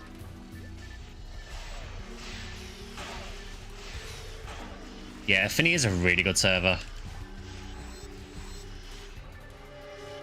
Honestly, I think a lot of the people who do play on it are probably people who played Stack back in the day, before the incident.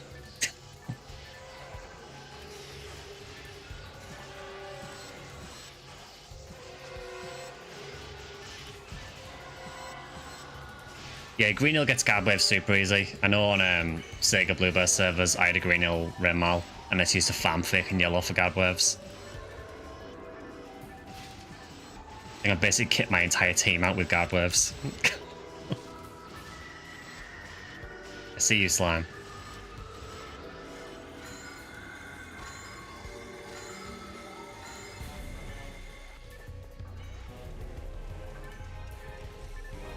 Who needs backups?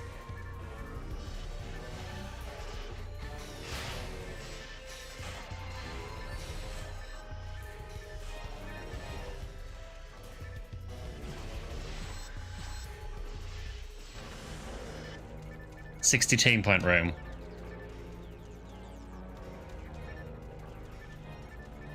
I can't remember how many points Garbwave goes for, because I think armors are like a tier down, so I think 11-star armors go for 10 points, I think. Oh, is it 50, is it?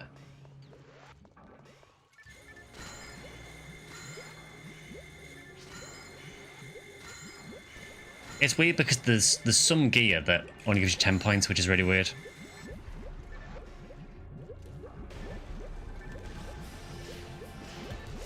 First Del Saber and I get PD'd. Oh, I'm so sorry. It begins.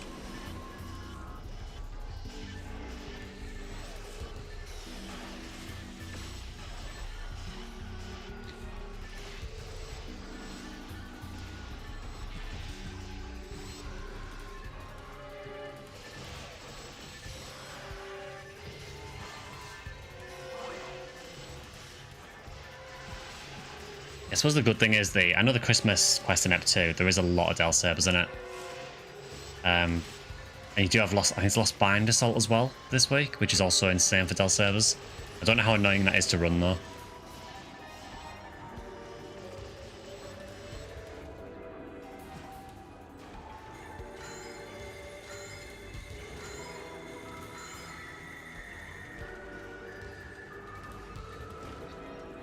You are not red slimes.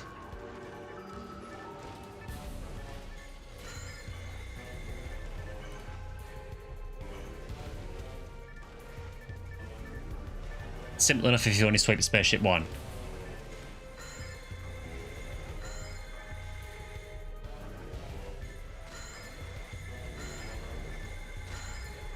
I think that's them all? Yeah.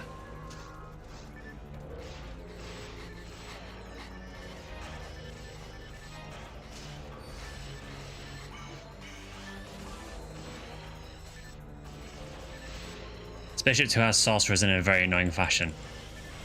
Yeah, that is the downside with the Christmas Ep 2 quest. It's in Spaceship Beta, so it's sorcerers instead of barons, which I'd much prefer to barons, honestly.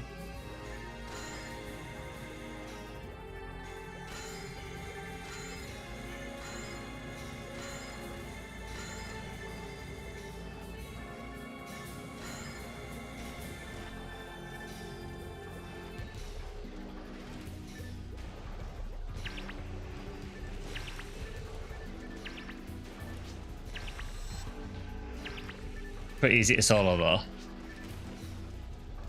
Yeah, with traps it's fine. I tried it with my Rare Mal and it was a little bit awkward. There's a lot of sorcerers to deal with.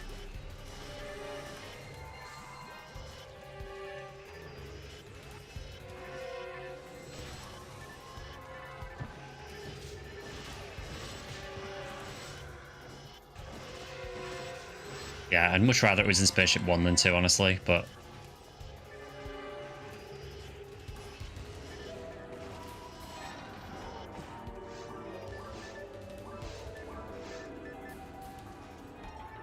It's also a shame with these demolition comets. I found loads of them on Ephinea, and I've never found one with hit. Don't think I have anyway. Which way should we go? I'd say this way.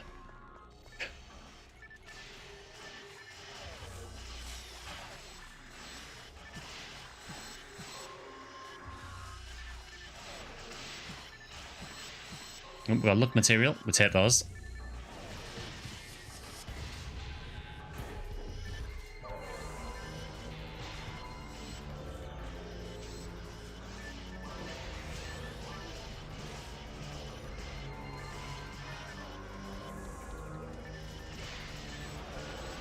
Yeah, I swear if we get another mill lily.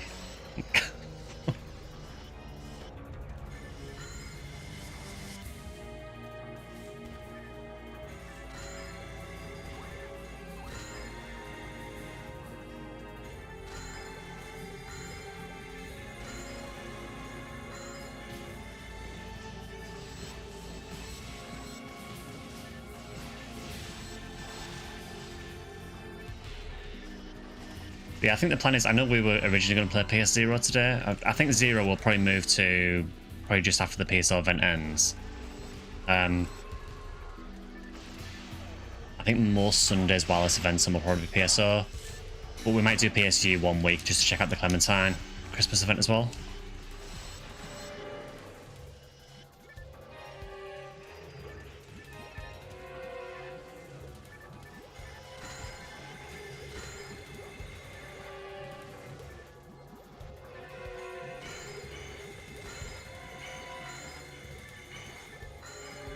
Come on, red slime, where are you?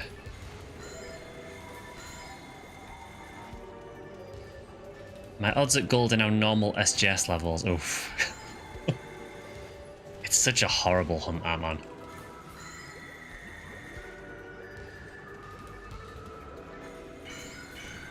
Yeah, I think that's them all.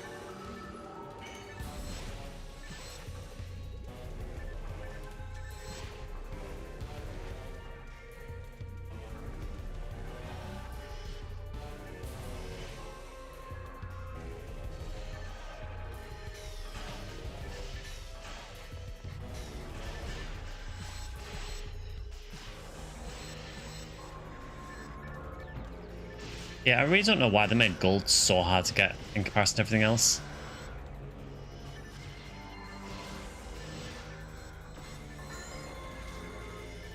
I think something got that slime there.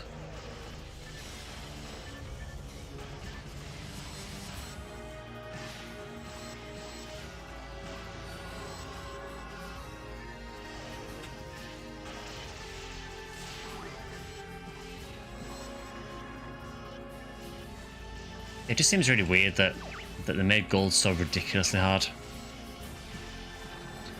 Because it's not like millet is an easy drop. And it's nowhere near as hard as gold, but it's still not an easy drop by any means. Do I need trifluids? I have used one.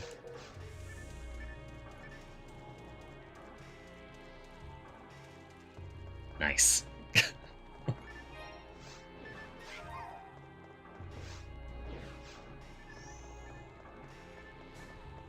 Oh yeah, there's a hidden wall a bit further back. I don't think I'm too desperate about getting Disco Liberator, but there is a healing ring there if you want. There's a PD. Yeah, there's a hidden wall, isn't there? I miss this every single time I do this quest. Can't remember exactly where it is. I think it's the previous room.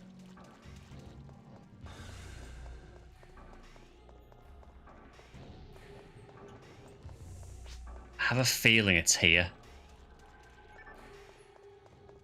Yeah.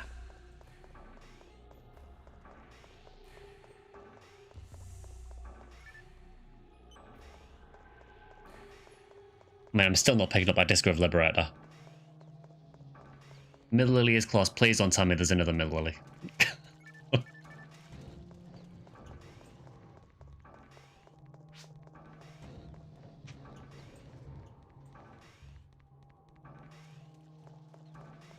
Also, for some reason, the AI assistant thing on my phone just decided to activate when I said the word millilily. I don't know why.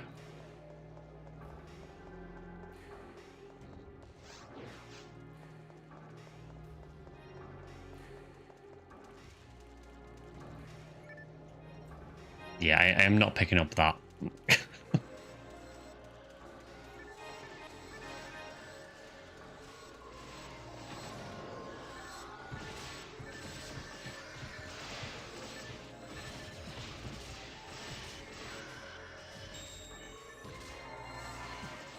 Yeah, I should be on PSO a few times during the week, I think, even outside of streams. So, you know, if people do need help hunting and stuff, I'm more than happy to help.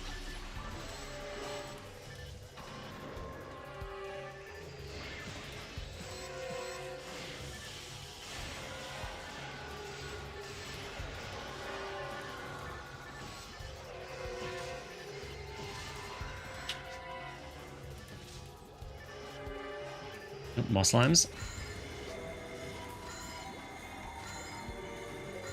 Come on, give me a red slime. It's literally the only reason we're here.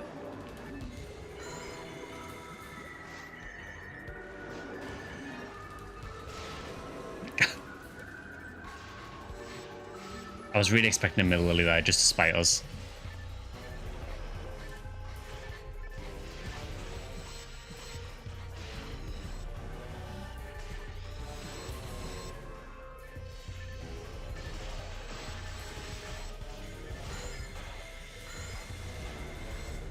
The dragon got one of the slimes, I think. The only downside with this quest, you have to kind of kill the dragons really quickly because they end up killing the slimes.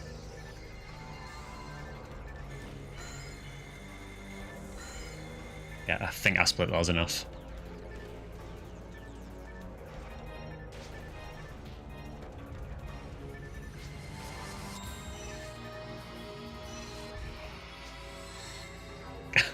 I like just sending the PB. I get that.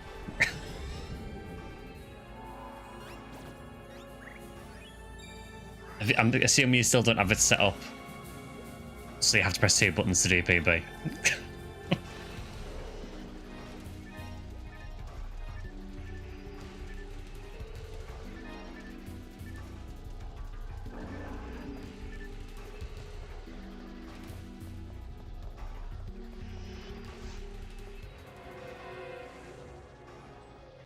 Yeah, so Red Mines is interesting. So there is Heart of Sorcerer's Cairn. There is also Kasami Bracer from Sinnoh Blues. I think it's 1975 Agito from S-Reds.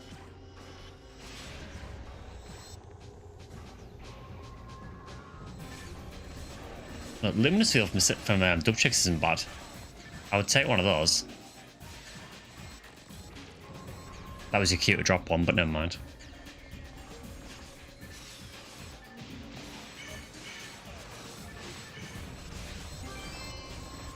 So you know what I said about Kasami? Literally first Sinnoh. It's actually a really good one as well.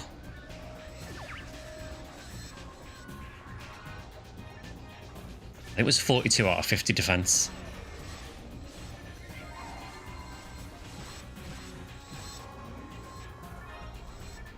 The streamer luck is going crazy. Yeah, this is not normal. This will be my entire luck for the whole event now. I will get nothing else for the entire Christmas event.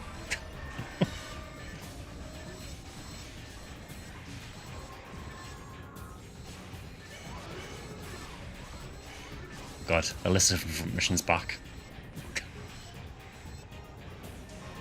Yeah, Kasami's really good, yeah. Probably one of the best barriers in the game for Hunter, I think. You basically only swap it out for Red Ring.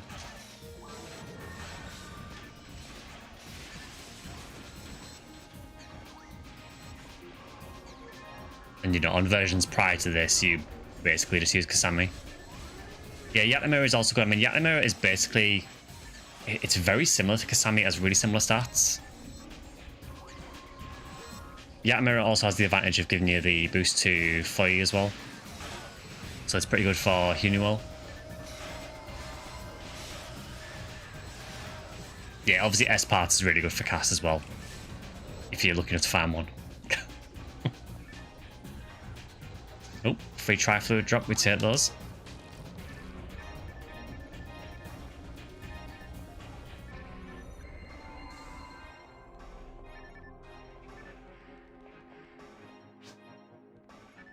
You got 2 tri-fluids waiting, nice.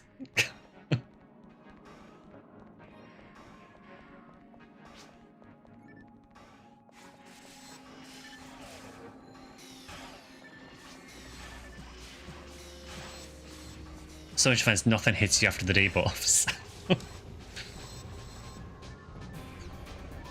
So I don't know if you've run this one before, but this quest is basically just a lot of Baronses.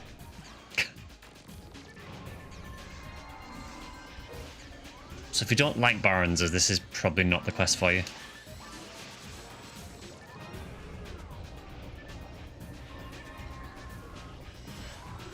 See what I mean?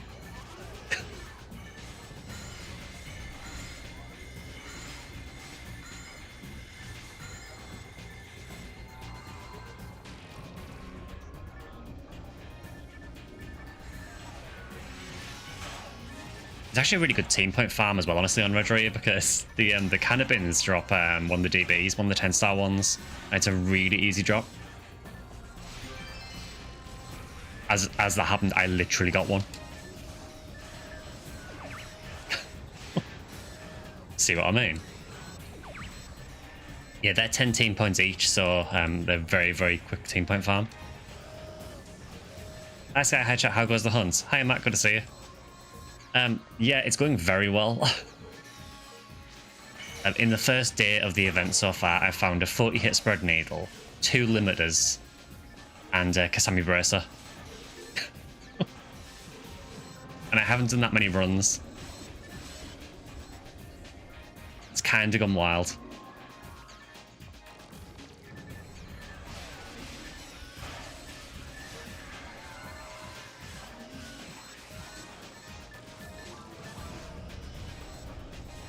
A DB Saber PD, I'll take that. I mean, yeah, I would prefer PDs, honestly. I mean, at least the good team points. Yeah, I mean, the 40 hit spread needle is the big one. I think I looked in, according to the price guide on Ephinea, it's worth somewhere between 40 to 100 PDs, so I'm not going to sell it though, I'm keeping it fair on my Rangers.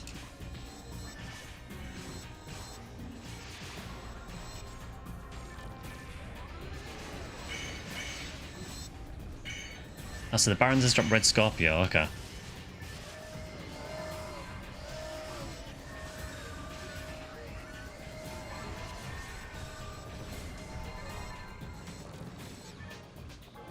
Yeah, the Christmas event, again, is just really, really good for hunting a lot of stuff, so I think with it being rare drop week as well, so that effect is double, that's helping a lot.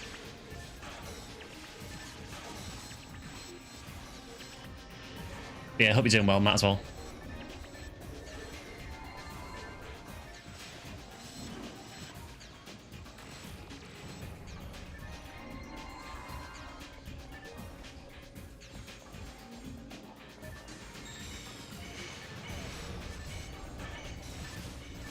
Just a shame the Sinner Reds drop Agito. I kind of wish it was something actually useful.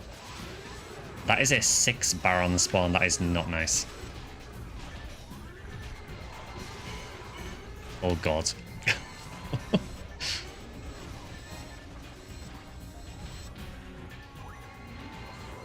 Well, somehow we all survived that.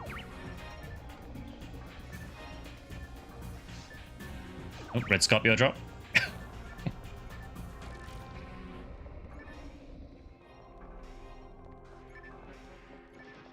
Kind of expected that would be the end, because you would think a 6 Baron spawn would be.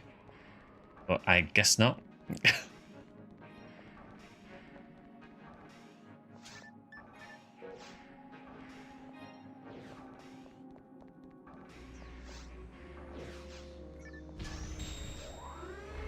Well, that was a very dirty spawn.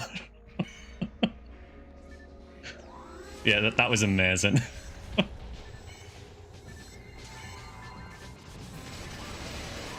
There doesn't seem to be much in this room. Did that kill all of us, or did someone survive? That was really funny.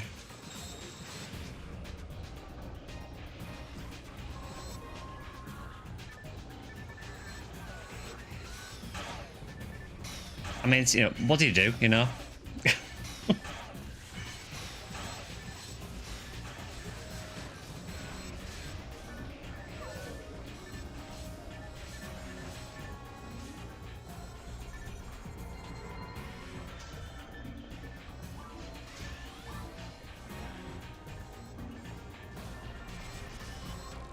Yeah, I will say there is some very dirty spawns in these quests.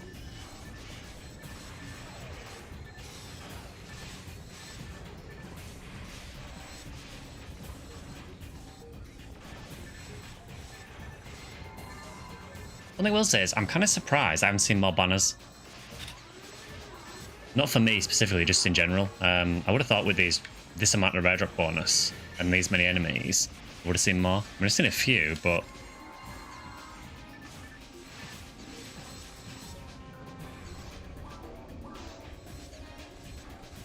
I've got so much defense gets insta-wrecked by Barons. I mean, Barons don't care how much defense you have.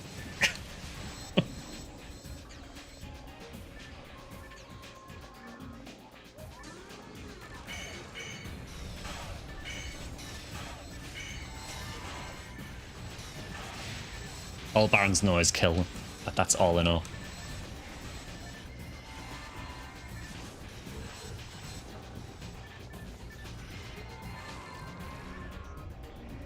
Oh Jesus, that is a horrible spawn. I guess we just spam Rabata and hope for the best.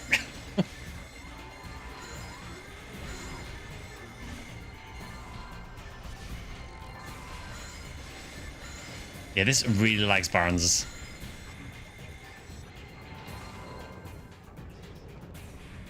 That still wasn't the last spawn. Really?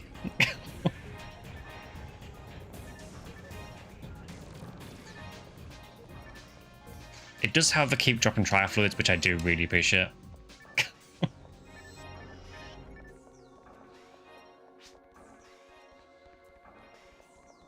Oh, that was the last spawn. Or did we go to another area? There is a healing ring, so I'm assuming we're going to another area. I'm assuming ruins. Key to surviving that is getting in the middle of the spawn points and sitting there. Oh god, there's ruins as well.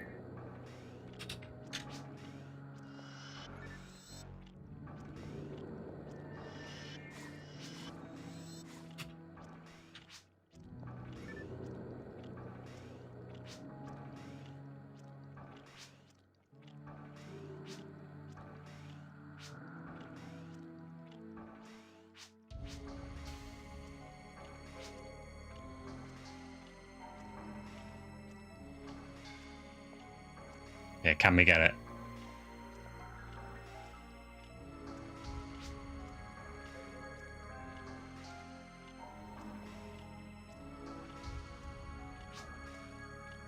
Yeah, as long as they're not right next to each other, it should be fine.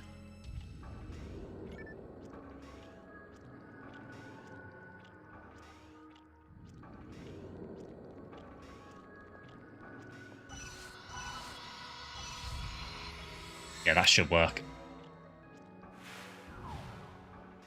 They literally kill each other with the missiles, yeah. It's just kind of hoping that you don't get caught in the crossfire.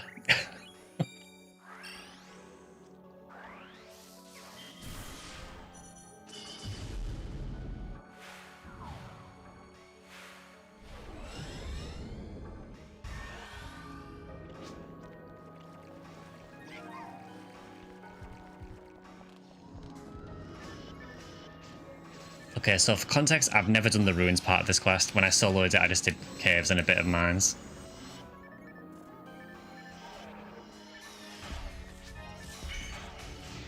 You have 2,000 defense. I have like 1,000. Like, you actually have double my defense.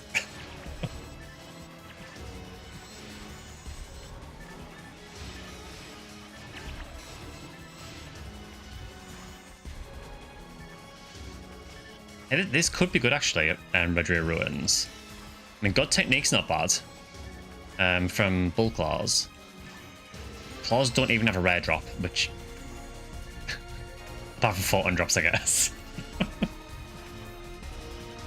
Yeah, the rare drop is Celestial Armor, which isn't a rare.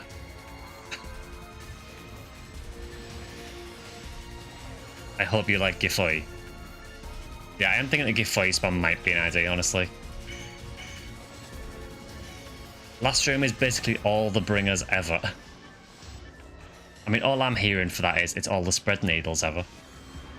Because I'm pretty sure Red Rhea bringers drop spread needle.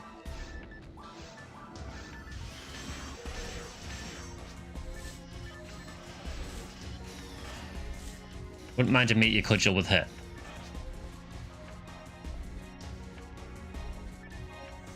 Are you sure it's cudgel? I thought Red Rhea bringers were spread needle.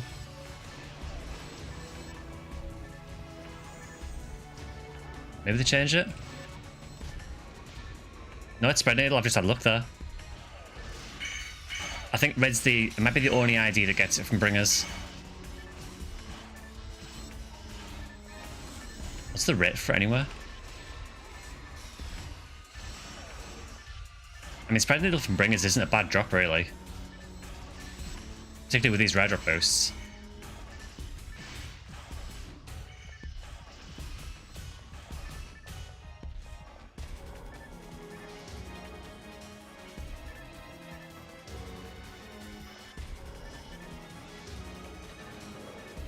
That was a very delayed door.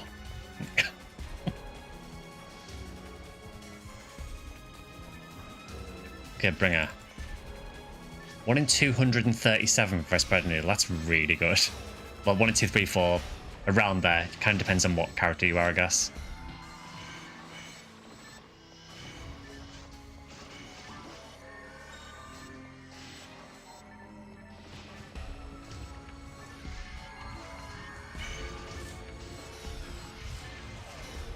Is there a way to see chat history in game? Yeah, so if you open your main menu, go to chat, and then go to log window. That shows it there.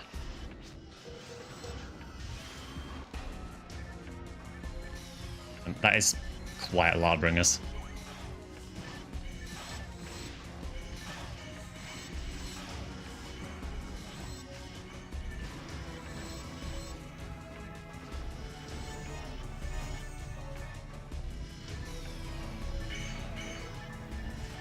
Hey, it's only 1 in 198k for Psycho Wand. Easy.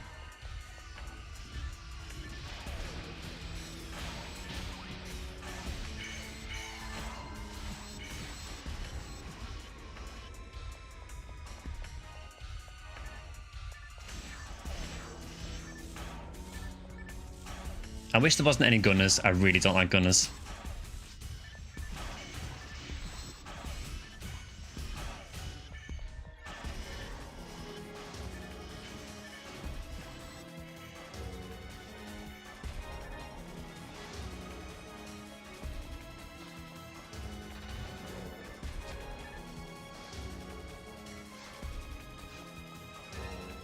This experience is kind of insane. I know it's not boosted or anything, but just because there's that many enemies.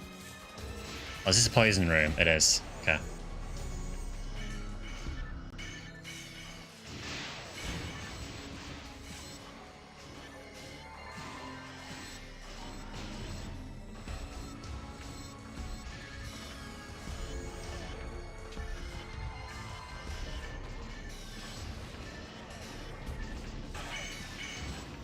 Yeah, I think the spread needle, it's interesting because I think most of the spread needle drops for most IDs are from these guys, the Merlans. But yeah, Red Rhea is different for some reason.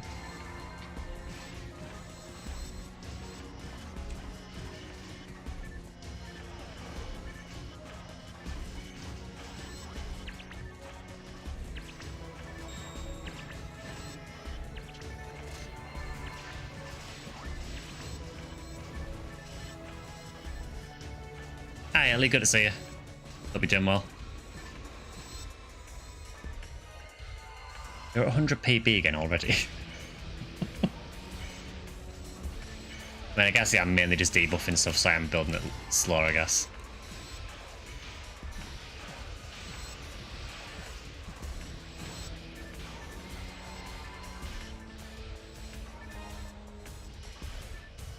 Yeah, hope you're doing well, Ali. It is the Christmas event on Ephinea now, so we're doing all the Christmas quests, which are absolutely wild.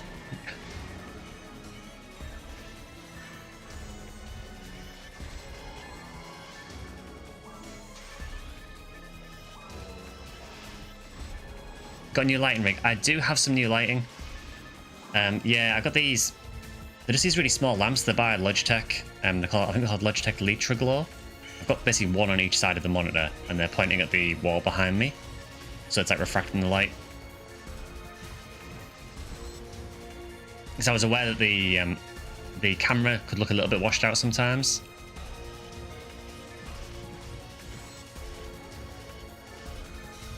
So I just thought it wasn't that expensive. And Black Friday deals were really good as well. Basically got 2 lights for the price of 1, so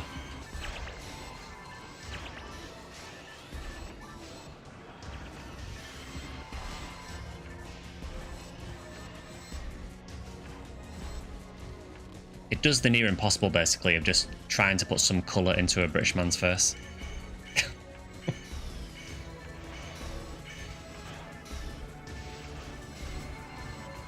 Oh, it's starting next month, Ellie. Oh, nice one.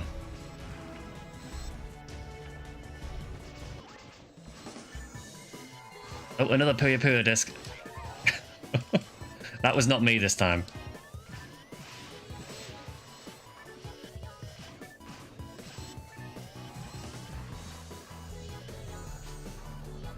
You had to. I mean, it's law.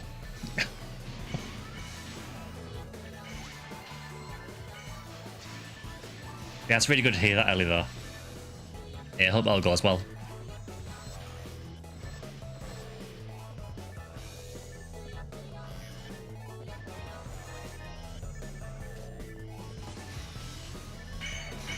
What drop type do people usually use? Classic or PSO2?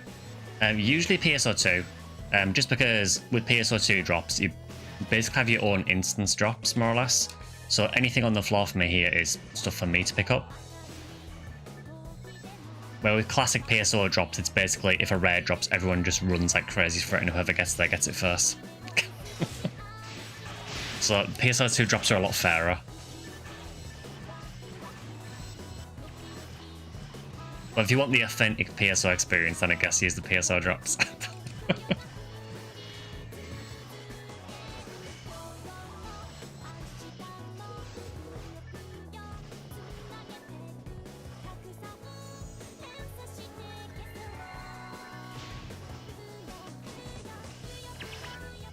Just finished Gold Dragon, and guess what I didn't drop? I swear I've yet to get a Dragon boss to drop its rare ultimate.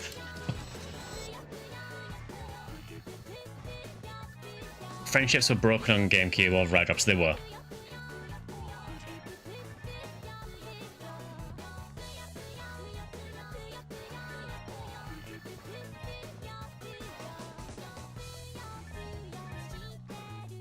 Yeah, I've said this a few times, but a long-term player that I used to play with on GameCube, when I was hunting CLJ Sword, would occasionally, he wouldn't do it all the time, he'd just to catch me out.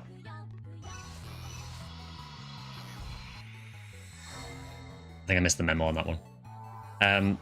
Yeah, just to catch me out, he would occasionally carry like an unteched special weapon with him, and he would drop it under Gigius every time we were hunting SGS. Just now and again though, just to catch me out.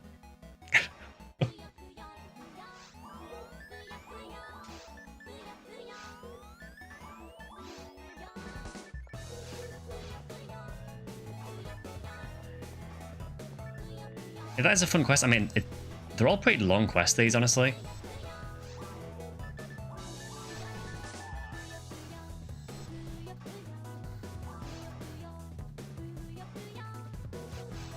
Yeah, I've only used 1 Trifluid, so...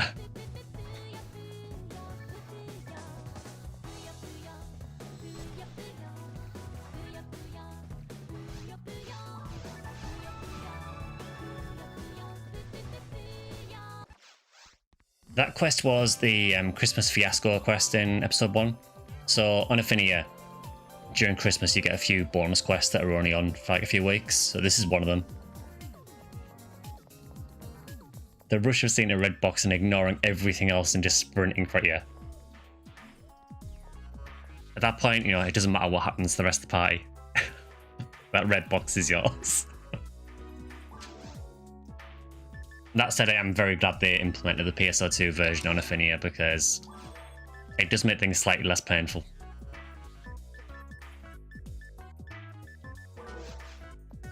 Because you were terrified to, like, if there was something that you were hunting for a long time, you were terrified to hunt for any of it in public games in case it dropped for a random person. In case they were nearer.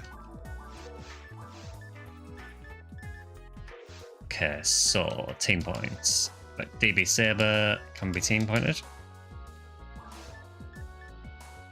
Demo Comet's okay, but I've got a better one.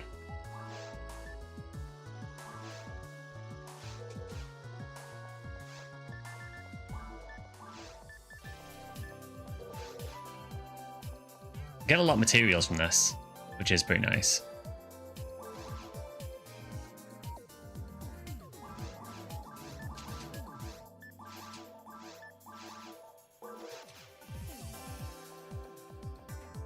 Team points thing, so that is something new on Blue Burst. So on Blue Burst you have teams, which basically just like clans. You get a little like team flag in lobbies. You get access to some extra quests if you're in a team. But to unlock stuff for your team, you have to donate team points, and the way you donate team points is by getting rid of certain special weapons. So if I got the menu here, you can say each of these are worth points, and it'll give me team points if I get rid of these. I'm not going to get rid of these because this is the stuff I'm using.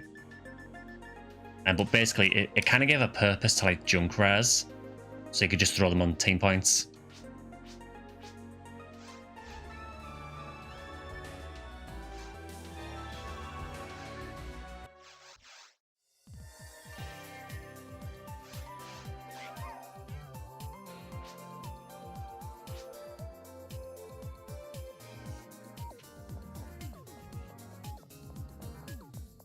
Yeah, no worries. Yeah, that's fine.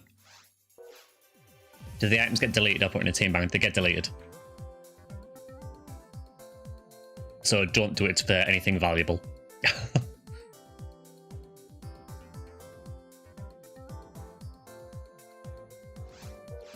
Yeah, so at the counter, basically, if you go to team, you have a team master. So for me, that's me. And you've got a few options here. So you can do buying privileges, and you can see there's things to unlock here. I've already unlocked a lot of the stuff, so some of it isn't showing up. But for example, if I wanted to increase the size of my team to a max of 100 people, I can pay 10,000 points to activate that.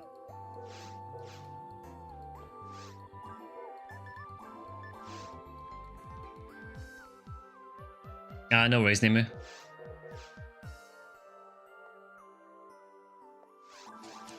So is there another team running at the minute? Oh. No, not at the minute, okay.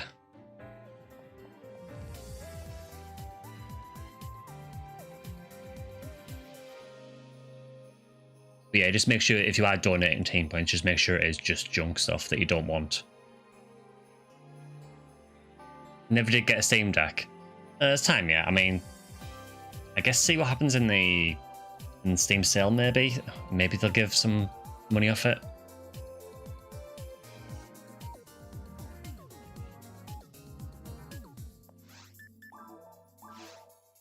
Right, so who is up for another run? I would say if there's only a couple of us, it's maybe worth not doing Ep 2, because I think the Ep 2 quest might be brutal with a couple of people. We probably need a full party for that, I think.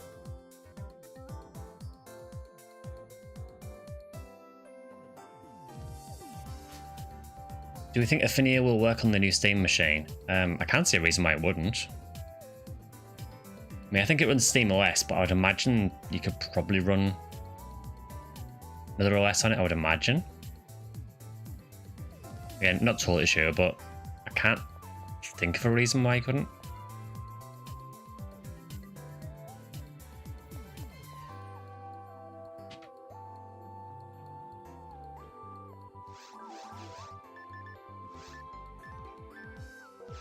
I'm trying what we haven't done. So we haven't done December Disaster 1. That is pretty rough though. Again, I think it's more for full party.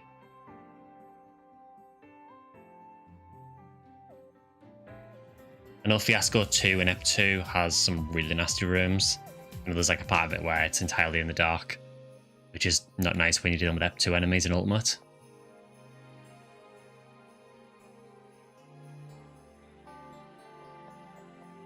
There is another quest about, I think it's called Solstice Snafu, which has like random spawns in it, and I think that's less enemies. It's probably not worth running, honestly, but it's another option you could do, I guess.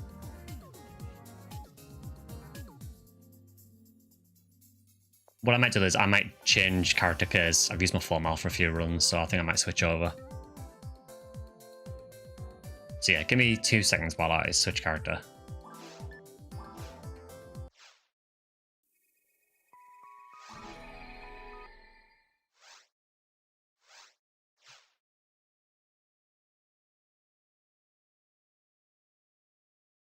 If anyone doesn't get to play today as well, we will be doing PSO for most weekends for the next few weeks. We will definitely be doing it next Sunday because next Sunday is the 25th anniversary of PSO. So I will have a video going live on YouTube earlier in the day about 4 PM GMT, which will be a premiere, which is like a special for the 25th anniversary of the game. And we will be streaming PSO later in the day as well.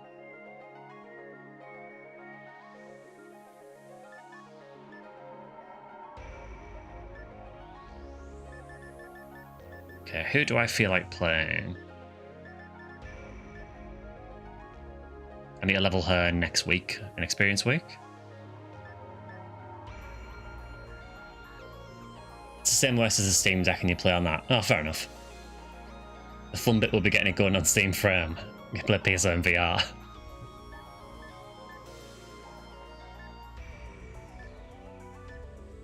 Okay, let's play... maybe my Ranger. What about Phantasy Star Universe? So I do want to play Universe while the Clementine Christmas event's on. It won't be next Sunday because, again, that's the 25th anniversary of PSO, so I want to focus on PSO for that one. Maybe the following week. I need to try and work it around the Ephinea bonuses because... so next Sunday's stream will be Experience Week, which I'm okay with playing PSO then because I want to level new characters anyway. Maybe the following week after that. So I'm playing this off stream as well, so. Phantasy Star Universe's anniversary, that is next year, that'll be 20.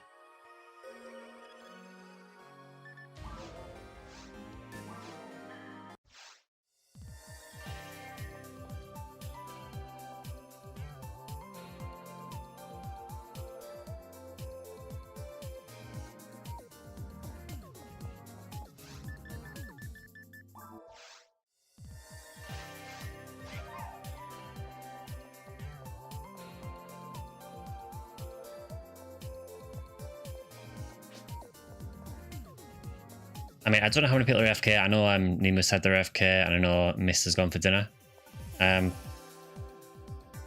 We could always do a purple F1, and even if we just reset after caves. Yeah, no worries, mister.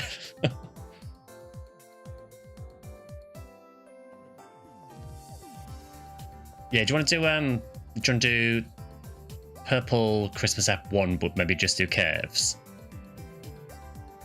Because we do that for, you know, chance of a Psycho wand, I guess. Could get MA60 Vice with hit as well. Or a purple num card, which might be a reason not to do it.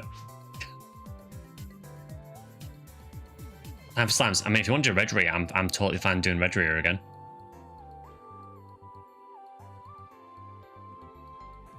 When does the PSO special event start? I can't remember if it's on already or if they're starting it soon. I need to look at the Clementine news and see. It might already be on.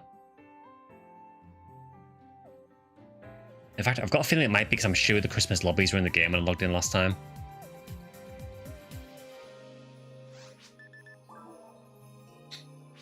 If we go for P1, it'll be Slant. I mean, it will. Yeah, that's how it works. So if we hunt Psycho ones, we'll get red slimes. If we hunt red slimes, we'll get lilies.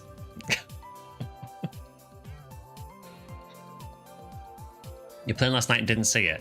Normally the Christmas decorations are in like the main cities. I don't know if maybe it's just the lobbies they've got on so far. Maybe they haven't started the actual event yet.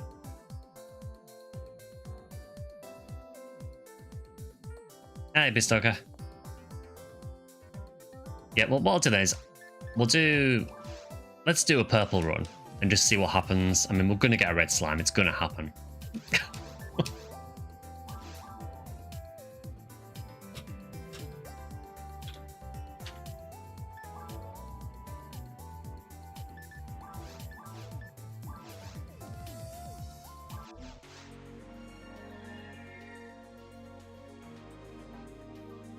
I'm convinced there's like a checkbox in the game where as soon as you do a purple num caves, it just turns on red slimes and turns off lilies, and then reverses that when you play red rare. Love playing PSU in mid-game. Videos help me with it also. Oh, glad to hear that. Yeah, I really like PSU. Played it a lot when it released. Never liked it as much as PSO personally, but I still do really enjoy it. Congrats on 3K on YouTube. Oh, thanks for that. So I think, is it just us three, I think, for now?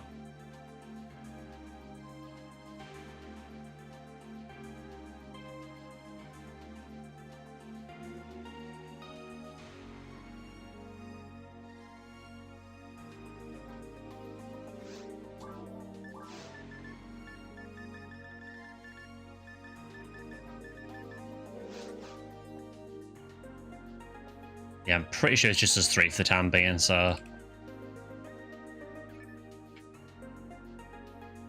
Yes, if anyone else does want to join, again, we are in the European ship, Block 2, Lobby 21.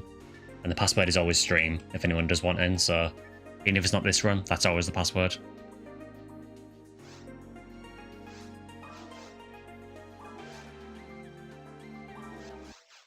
Yeah, so I think we'll just do... Maybe just do caves and then reset. Unless you really want the uber rare flowers from mines.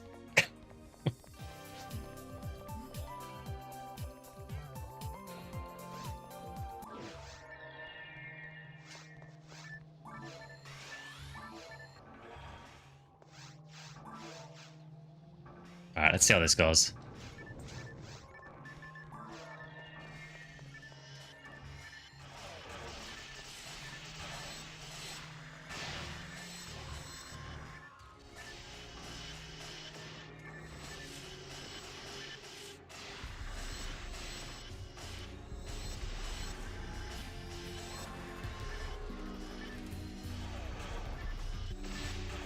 It's kind of crazy getting to 3K on YouTube, honestly. Considering most of the channel is just Phantasy Star stuff. I really didn't think there'd be that much of a, of a viewership for it, honestly, but... That said, I'm very happy about it.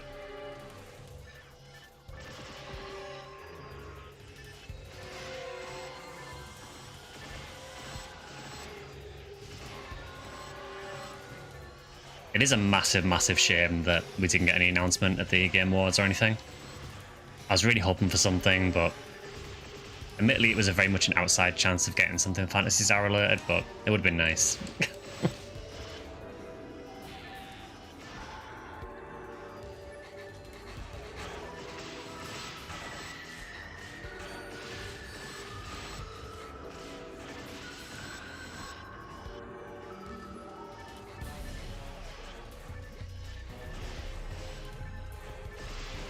Yeah, so we do actually want mid lilies now. I guess you can just kill slimes now, I think, because I think slimes just drop stag cutlery anywhere, so... And even the red slime drop isn't that good on purple. I think it's red Scorpio, I think.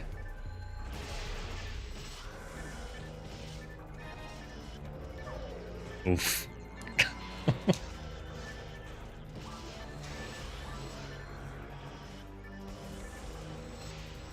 I'm just hoping we can avoid purple num card. That's all I ask. I really don't want one.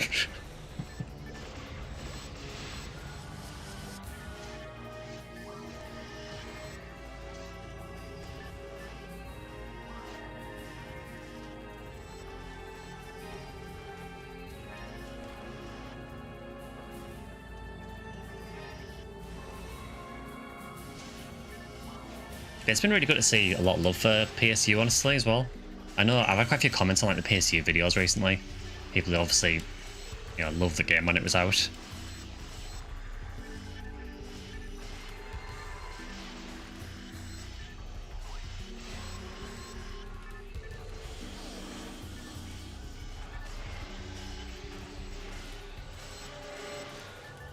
Yeah, that would be the wrong S-rank needle.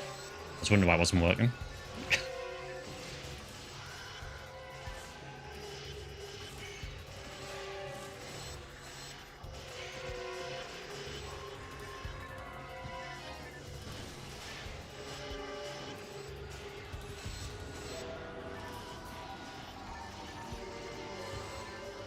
I do think on Ephinea, I think the Christmas event's definitely one of my favourite ones.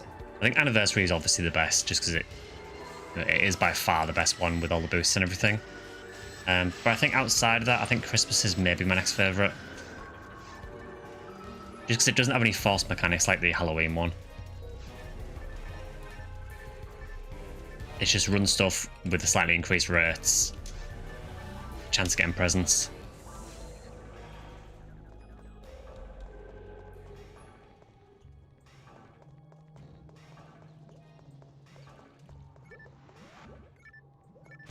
Yeah, I really don't like the cookie thing for the Halloween quests. I've said that a few times, but I've never been a fan of how it works. And yeah, I agree. I think the Halloween event would be better than Christmas if it didn't have the cookies. I know the Halloween quests are really good, and I guess the cookies are like their way of sort of gating entry to it. But the cookies are kind of awkward to get. And I just don't like the idea of you basically can't run the event unless you have cookies.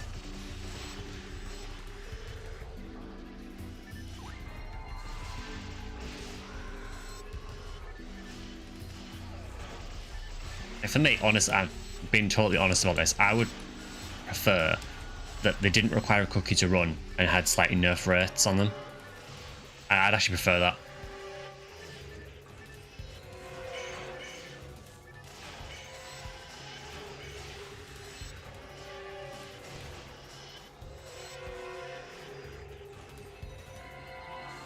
Love PSU, as you well know. Still my favourite. Do like most of the Phantasy Star games though. Yeah, I think I'm the same. I think the majority of the franchise I do really like. I can't really think of a game off the top of my head that like I genuinely don't like. I know we like to meme on NGS, but I think even NGS is a decent game. Right? It's fine. It is by no means my favourite game. But I think it's fine for what it is.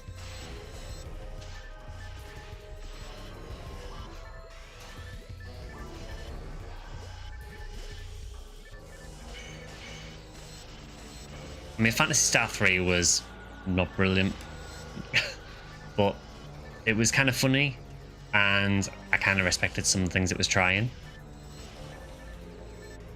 It wasn't very successful, admittedly, with some of it, but kind of respect what it was going for.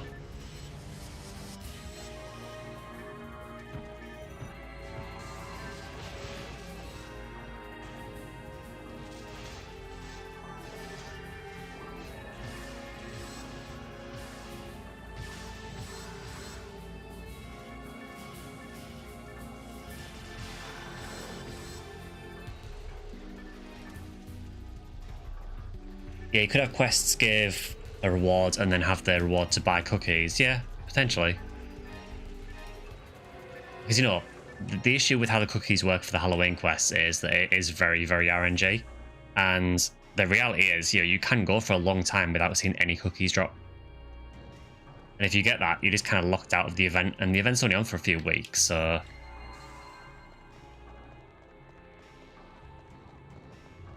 And it's not like you can save up the cookies during the year because they only drop during the event.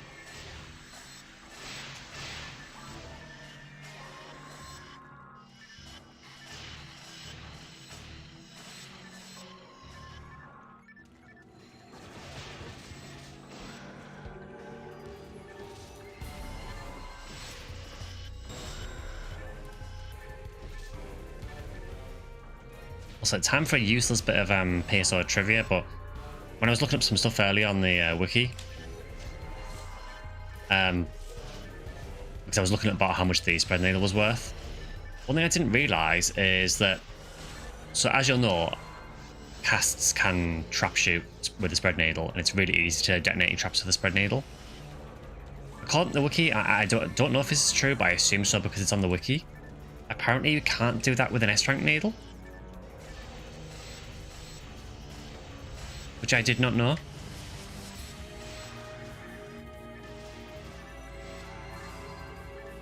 Which makes no sense if that's true, because they're essentially the same. Yeah, according to the wiki, if you go on the, I think it's on the spread needle page on the wiki, there's a note on there, and it says that androids can't like self-shoot their own traps with ES needles, but can with spread needle. I must admit, when I read it, I thought that sounds very odd. I've never tried my S-rank needle on a cast, so I don't know if it's true, but it is on the wiki at the minute. You were using Devil's Needle with Rexil right now. So either someone else is detonating the traps, or that's a lie. I mean, it seems really odd that spread needle would detonate them and ES needle wouldn't. Again, I don't know if it is true. It is on the Ephinea wiki at the minute. Again, if you load the spread needle page, it's on there. I mean, it wouldn't surprise me if it's true. You know, this game is very weird sometimes. That's the thing, isn't it? In multiplayer, it's really hard to tell because generally someone will hit your trap anywhere, even if you don't.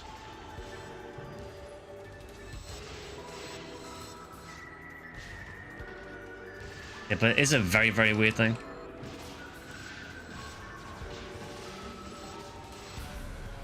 I mean, I don't even know why that wouldn't work. I mean, they literally fire the same.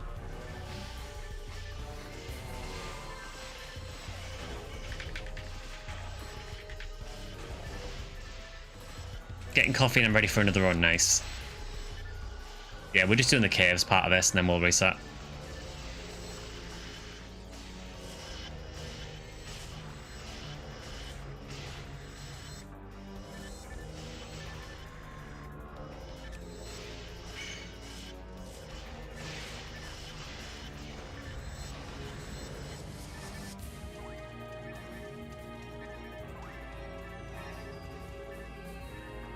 So of course now we're getting no mid-lilies. Because of course we're not.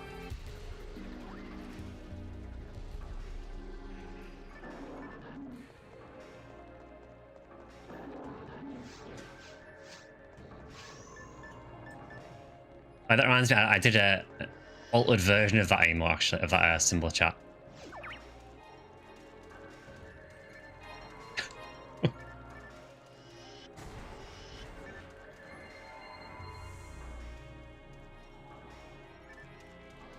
I think we've reused that symbol chat into about 3 different ones by now.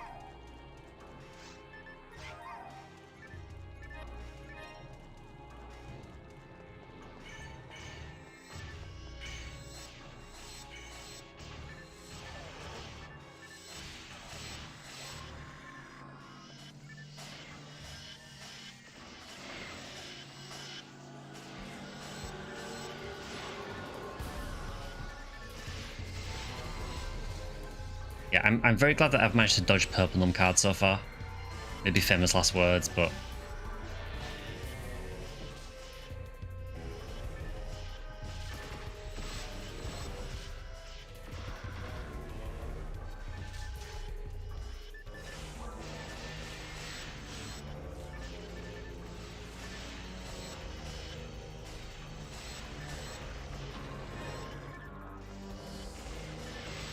I would say as well, if you are, is it Viridia?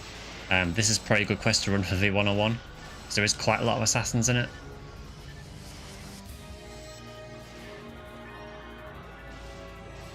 I guess chance of Yasha as well.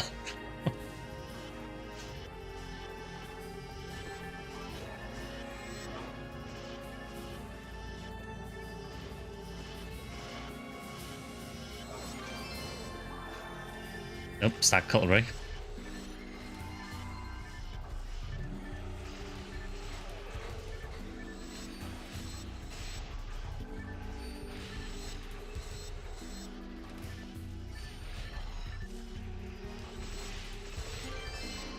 Oh, and an LK-14 combat as well. Purple Num definitely confirmed.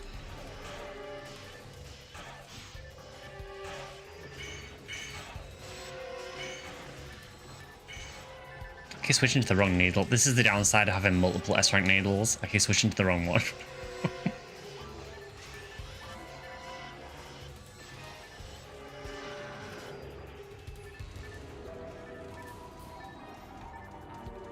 Yeah, is that the end of curves? Yeah. Downside is you can't telepipe in this quest for reasons I do not know. So one thing I would change in this quest, I really wish that you could Ryuka back to Pioneer. I don't know the benefit of not being able to go back. I guess maybe that makes it a bit more challenging, but it's just kind of annoying. So I guess we can go back to lobby.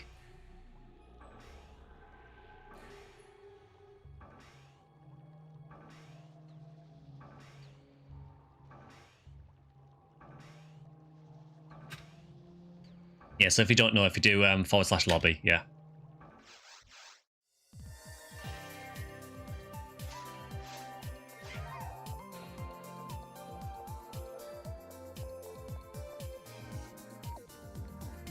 Alright, so do we have floor again then?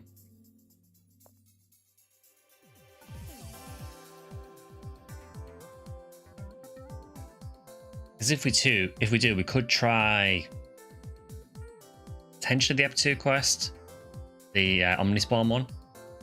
That's one option.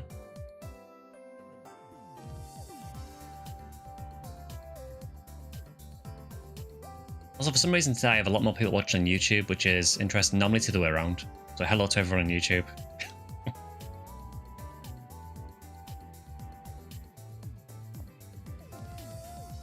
But yeah, I think we've got time for, I'd say, 1 or 2 more runs, depending on what we do. Also, can I just say I'm sensing a theme?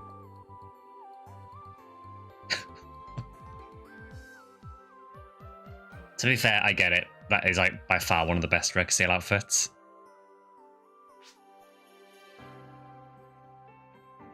You're watching while they participate.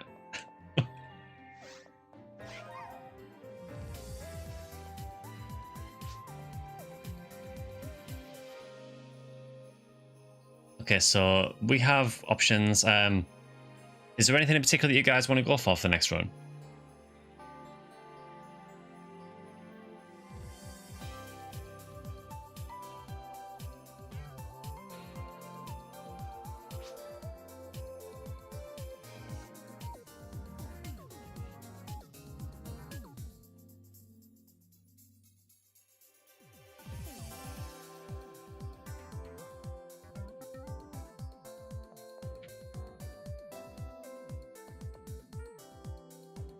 I'm trying to think what we could do. What quest was I suggesting? Well, I was saying we haven't done the F2 one yet. I don't know what December Disaster 2 is like. I know Christmas Fiasco 2 is apparently pretty annoying to run. There's like really nasty dark rooms with tower enemies, which is probably not ideal.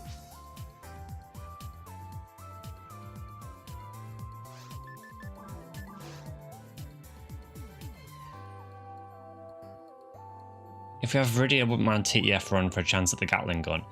I mean, if we're going for the Gatling gun, I mean, we could always do Viridia CF4, because the rare bird drops it as well.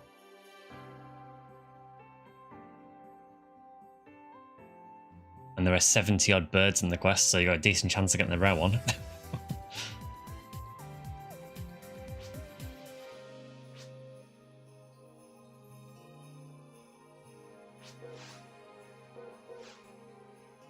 I think the Christmas Ep4 quest might be the best way of going for it at the minute.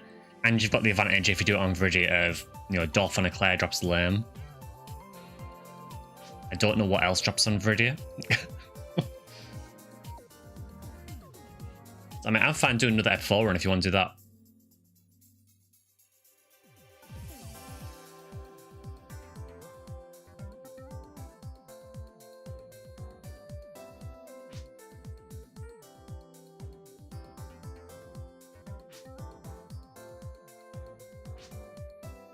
Viridia also gets limiter from Gerda. I mean, why not get 3 this stream? Yeah, should we do that then? Should we do Viridia Fiasco 4? Rather do TEF. I mean, I'm down to do either.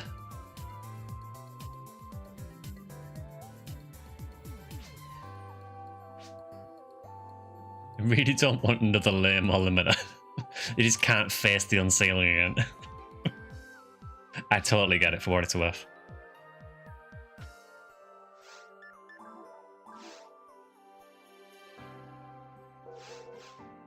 Well, do you want to just do a quick TEF then?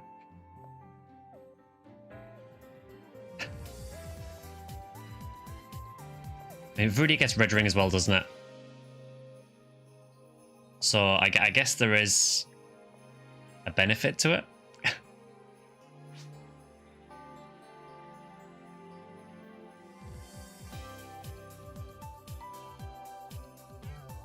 Yeah, choices are Durolay or Bird Hell. Yeah, sure. Let's do a quick TEF then. Why not?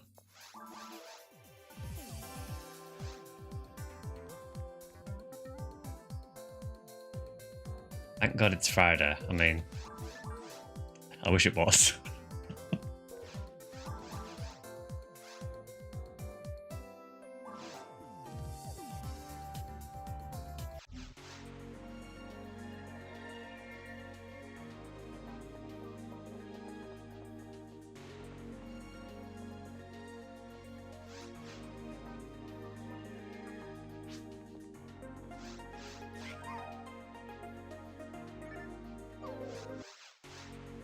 So even during Christmas, we all end up going back to TDF.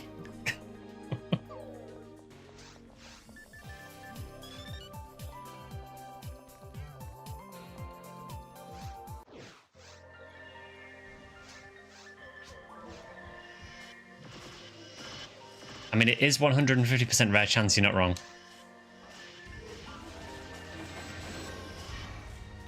So there is a chance of red ring.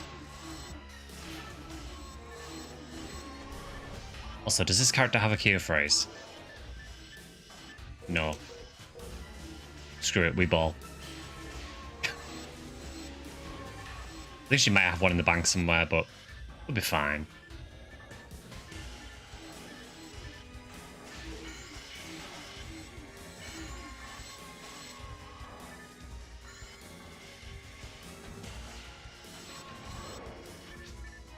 Please, please let me dodge the 1975 Agito drop. I've already got 2 of them and I really don't want another one.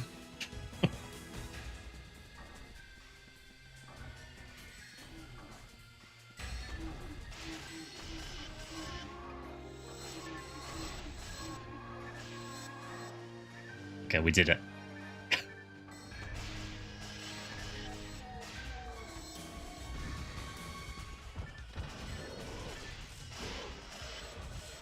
Also, thank you for not giving me a Hilda Tor, because I do appreciate that.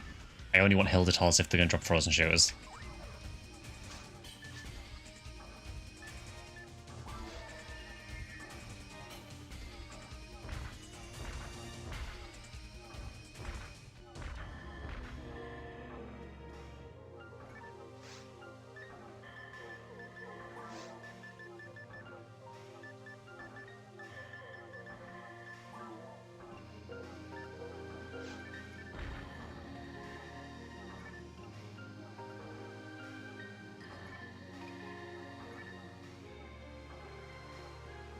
Yeah, honestly, I mean, TEF is probably a decent quest to run at the minute because, I mean, there's not many of the better options for farming red ring, I guess. I kind of wish it wasn't this way. I know Exide is a really good quest for it as well, but Exide is like so much more work to get to falls, and even then it's like a chance of falls.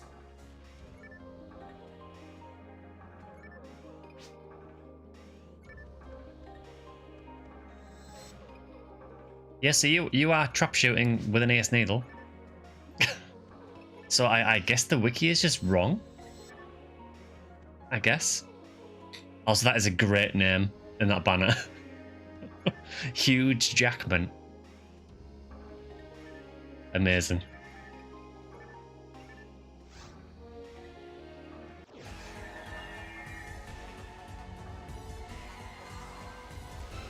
Yes, I don't know what the wiki's going on about then.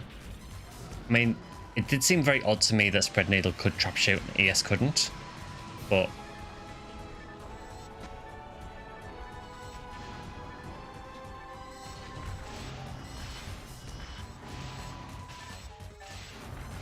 God, the dragon just gets deleted. I haven't even brought my Cannon Rouge, and it just doesn't matter.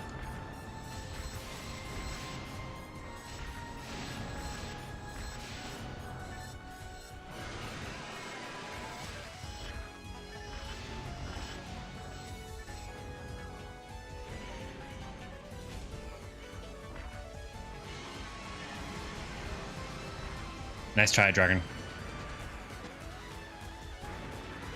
That was very well judged.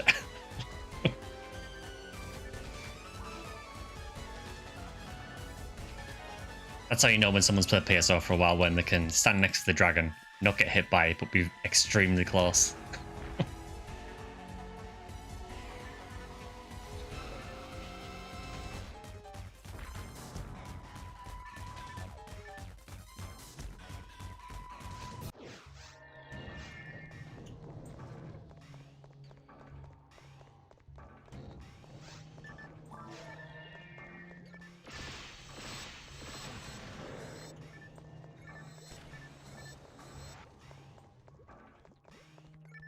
I think Viridian Middle Lilies, is that is it Heavenly Power, I think? Seems to remember not being a great drop.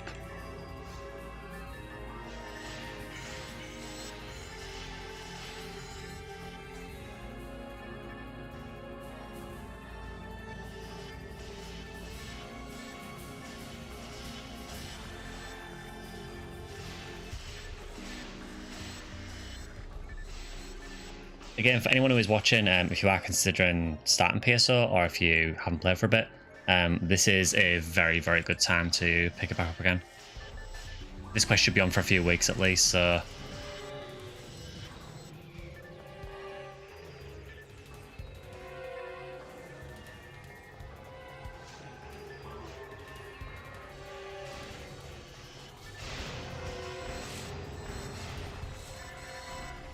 And what you kind of do with this event kind of depends on what you want to go for, because the boosts rotate every week, you can kind of focus on a different thing each week for Christmas. So next week, if you have characters to level, that is a really, really good time to do it. This week is extremely good for hunting rares. Just kind of mix it up. As I said, the quests for the Christmas quest, they tend to have loads of enemies anyway, so even if you don't have boosted experience, it is really, really good for leveling characters just because of how many enemies there is.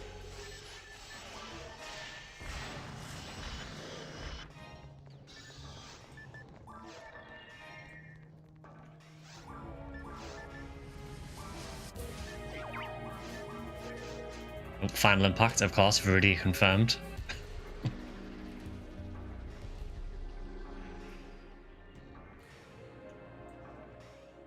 Come on, Volma. Thank you.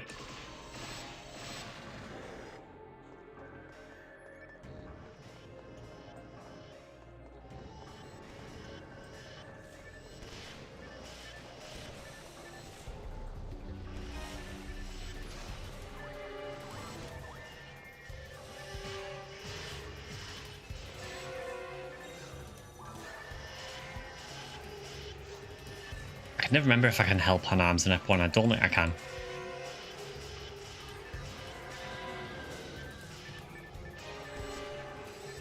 I'm pretty sure it's the only F2 pan arms you can get away with hell.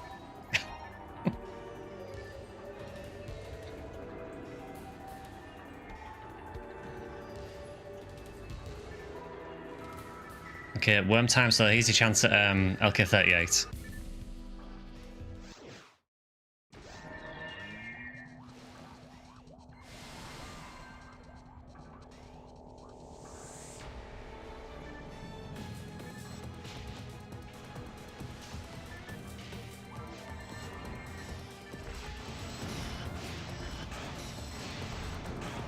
I really should have brought Cannon Rouge for this, but here we are.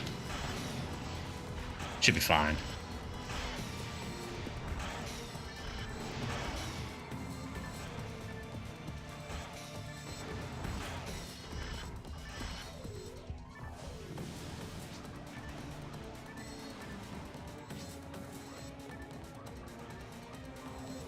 This is what, 1 in 25 for LK38. That was a very, very delayed death.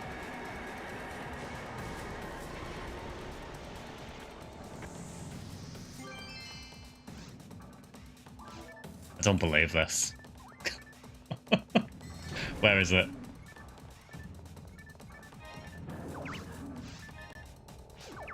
It has 5 hit as well, by the way.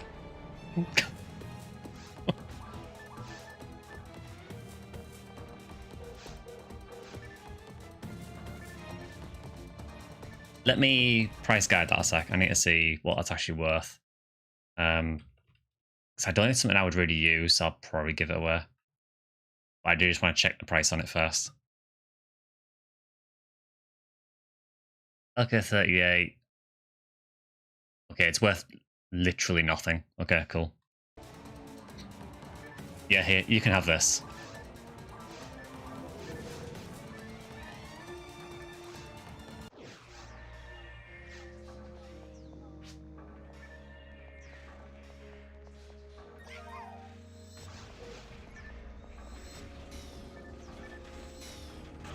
I'm kind of surprised that, I mean, I know it's only 5 hits, so it'll be 15 hit when it's teched. I'm kind of surprised it's worth nothing. I mean, maybe 15 is worth a little more, like, slightly. Let's double check that.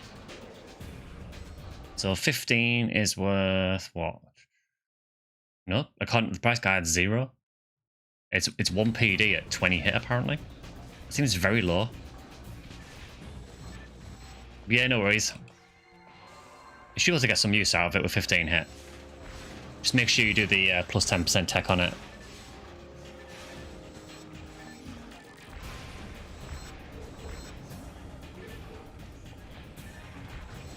I don't know what's in the water today. I don't know why I'm finding so much stuff, but I'm here for it.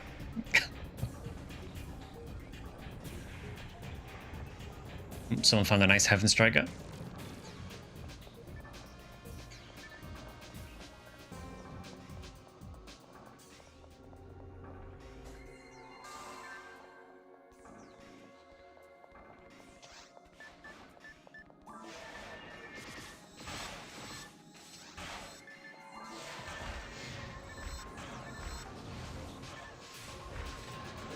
I really like the Baron's launcher. It's such a good weapon.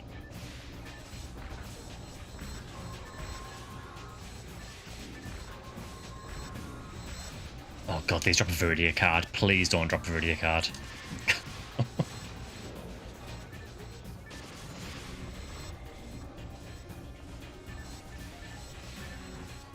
I mean, I don't know, maybe Viridia cards used in a forge trade, maybe. I know some of the cards are. I can't remember if Viridia is one of them.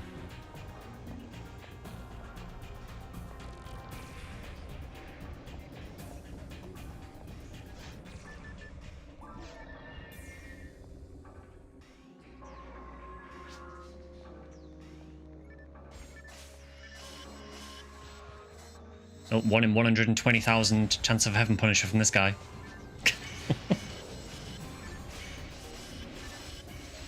Man, they really did kill the Sinnoh blue drop for Viridia, didn't they? Man. V101 to Cure Confuse. I mean, Cure Confuse has like a few very niche uses, I guess, but...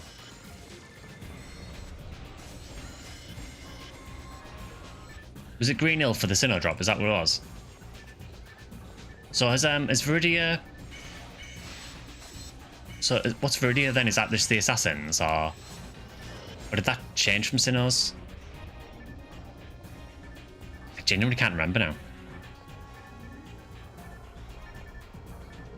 I know they changed some of the drops a while back, and I cannot remember if it used to be a Sinnoh drop as well for Viridia.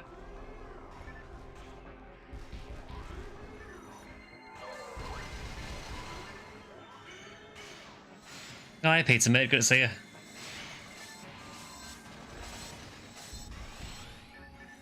Yeah, we were just checking out some of the Ephinea Christmas event. The drops have been insane so far.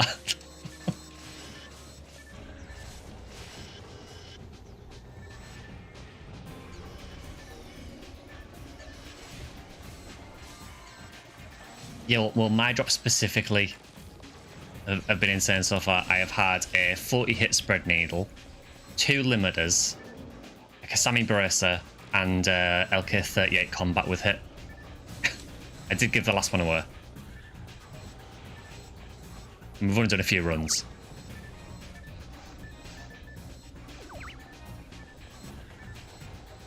Yeah, I don't know what's going on. That's not normal.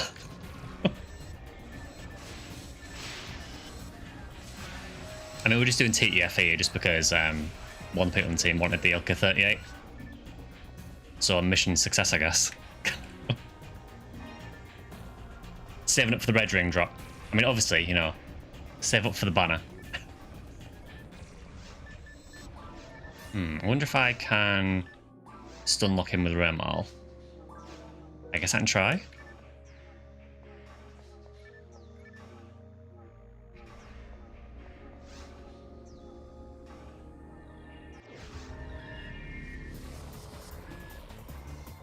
Yeah, the event's really good. I don't know if you've managed to run any of it yet, Peter Med, but the quests are really, really good.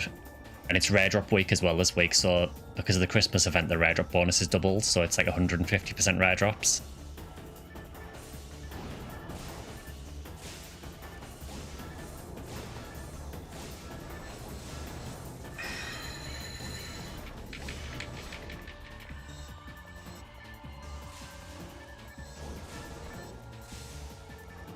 Nah, Raymal's not as good at it, unfortunately. I mean, she can kind of do it, but...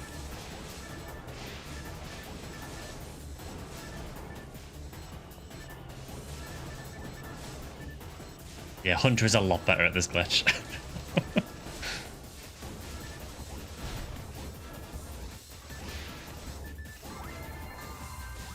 There we go.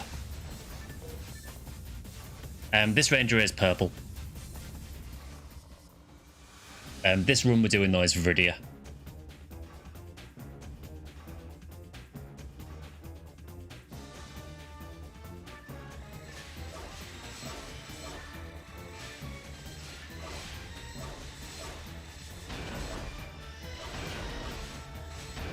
That follow-up is such a joke. It never ceases to amaze me how easy that boss is.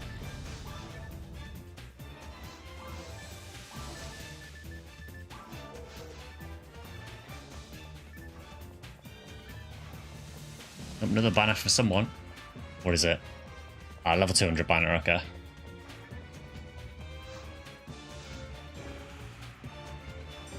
But yes, I've now got a situation, Peter, where because I've got 2 limiters, and obviously I got my CLJ sword from the anniversary event as well, I've now got to unseal 3 different things, so I'm just going to do it all at the same time, I think. But it's going to be miserable doing that. Yeah, really not looking forward to doing that.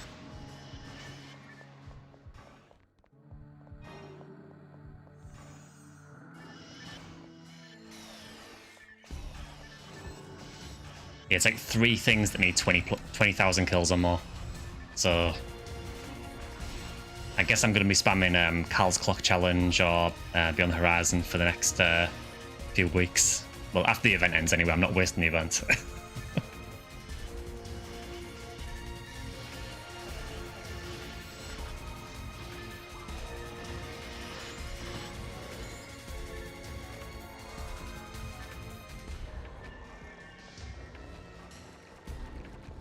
Yeah, so on a scale of 1 to 10, Peter, how disappointed are you with the Sega announcement at the Game Awards?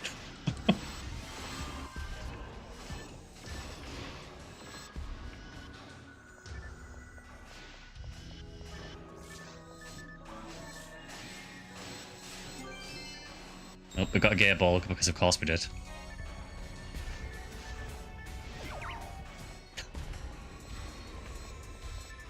Yeah, that's what I'm thinking. I'm going to wait until there's like a downtime moment in PSO and then do it then. Just a waste of time doing it at the minute.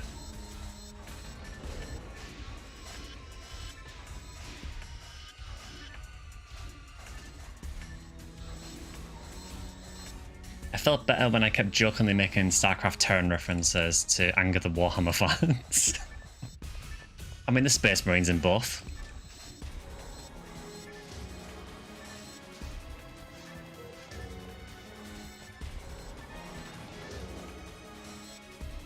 I mean, don't get me wrong, I mean, the Total War game looks kind of cool, but I don't really play Total War games myself, so it won't be something I really play. My issue was that Sega really hyped the announcement up. You know, oh, you won't want to miss this, and then all they announced was that one game. I was kind of expecting them to announce something else. Now, I want to say I was not expecting a Phantasy Star announcement because, you know, realistically that is a very slim chance. It would have been very nice, but very slim chance. But I was thinking we might have heard something about like one of the other games they've been working on, so it kind of feels like we haven't heard anything about the Crazy Taxi game or and the other old games they're working on. Like Jet Set Radio one as well, yeah. And when was the last time they got shown? Was it about... It must be about 2 years ago at least. I just feel we've heard nothing. So I was really expecting to hear something on those maybe.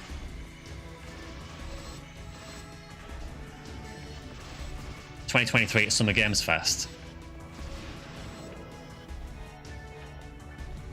It just kind of feels like Sega really didn't bring much at all to the Game Awards this year. It was basically just that Total War announcement and nothing else.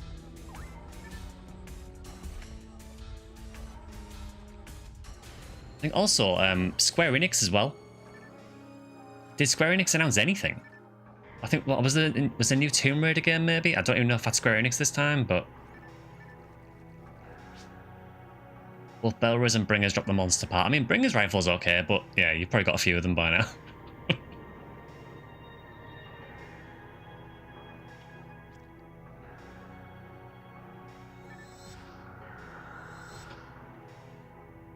Also think they're resting on the laurels of Total War with David Harbour because of the current hype of Stranger Things, yeah.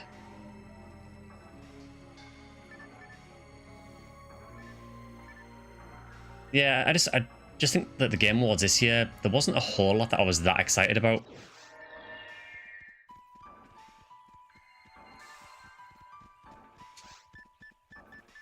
I mean, it wasn't terrible. It's interesting to see that Mega Man's coming back.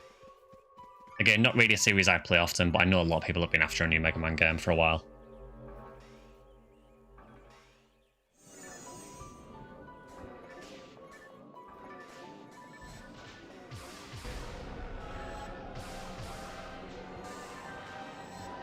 Most excited about a Switch 2 exclusive game, Tomb Raider.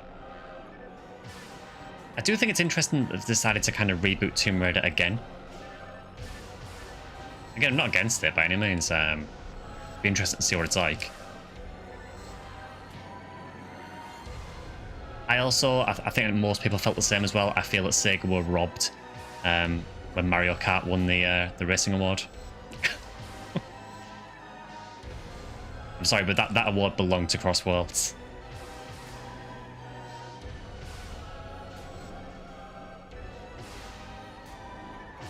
Like, Crossworlds is legitimately such a good game.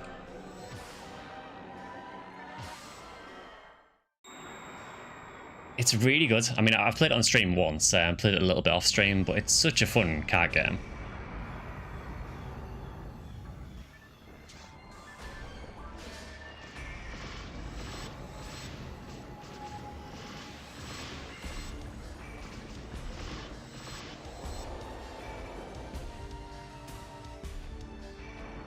Yeah, when they said it was the 30th anniversary of Tomb Raider, I couldn't believe it. I did see your short about it. Yeah, it is very depressing that Tomb Raider is 30.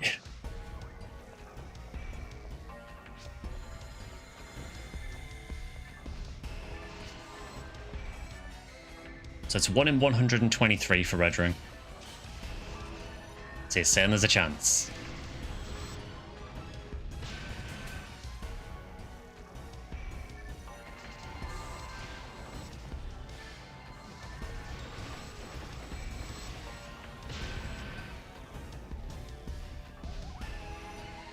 Honestly feel as a Phantasy Star fan with the TTRPG releasing this year, it got so many fans' hopes up to see more Phantasy Star announcements on the pipeline, especially with the 25th anniversary. I agree.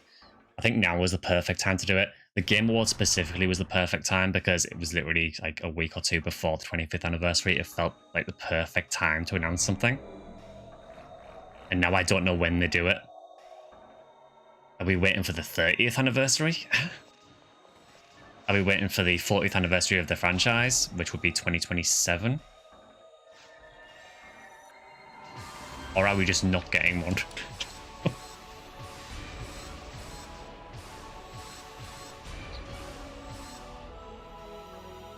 Man, Falz is on like half health already. Well, less than half already.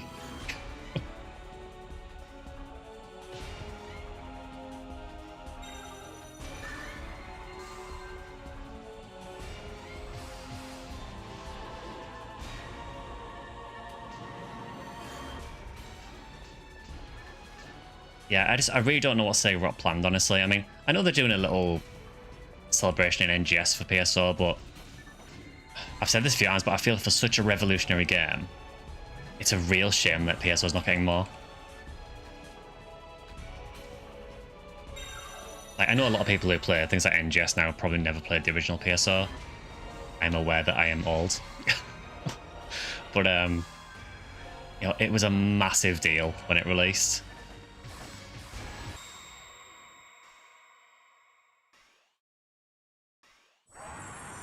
Okay, pray for Red Ring. I think another life cycle of the series from what the fan base has curated and keeps active, so they just put it on the back burner because they know we'll lift it up.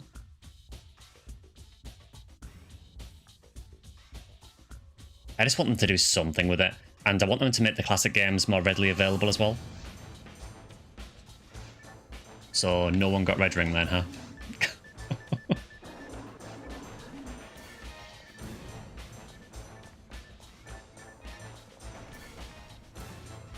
Yeah, it almost feels like PSO's just kind of left the fans. It's like, well, you know, well, they've got private servers, they're looking after the game. It kind of feels like it's just been handed over to us, more or less. And don't get me wrong, private servers do a fantastic job. I love that we have servers like Ephinea doing this. But it would be nice if Sega showed that they cared a little. I know we got the merch drop and everything, and we got the, you know, the TTRPG and everything, but yeah, we all know what we want.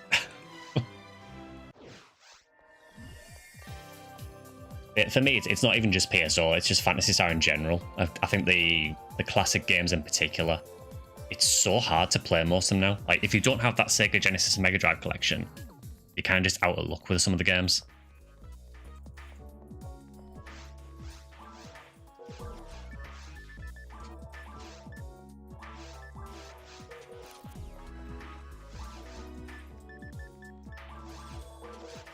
I was lucky I got the Mega Drive collection before it got delisted, but I think for the Classic 4, you've basically got the Sega Ages version on Switch for the first game, and then I think Switch Online has 4. I think the only way to play 2, I think it's on one of like the mini consoles they released. That's about it. And 3, I genuinely don't know how you play 3 unless you've got the original hardware or they've got the Mega Drive collection. I mean, not that you particularly want to play 3, but it's an experience. Surprised me too, because for a good deal of PSO2's microtransactions was the bread and butter of keeping the company afloat financially. PSO2 basically carried Sega, particularly in Japan, for a while. Yeah, it did massively successful. Yeah, the Mega Drive collection has 3. The only issue with the Mega Drive collection is that they delisted it. I'm guessing you probably know, but yeah, they delisted it. It was a couple of years ago now, I think, so you can't buy it anymore.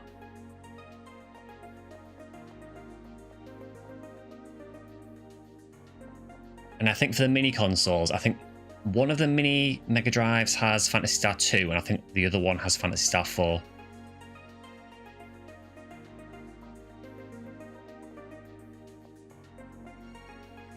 We want a PSO remake with dodge rolls, sprinting, slide cancelling, rope hooks, cosmetic ERP items, battle passes, login bonuses. I mean, that is NGS, basically.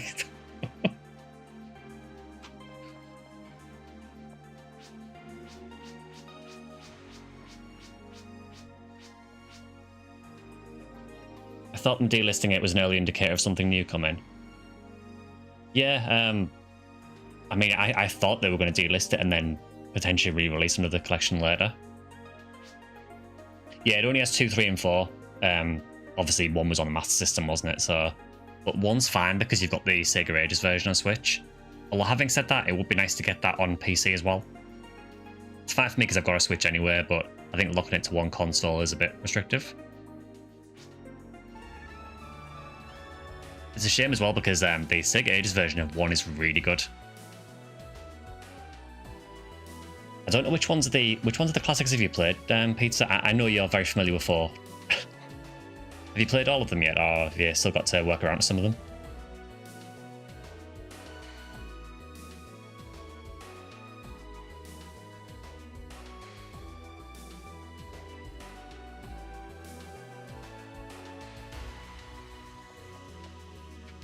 Well, that was an eventful TTF run.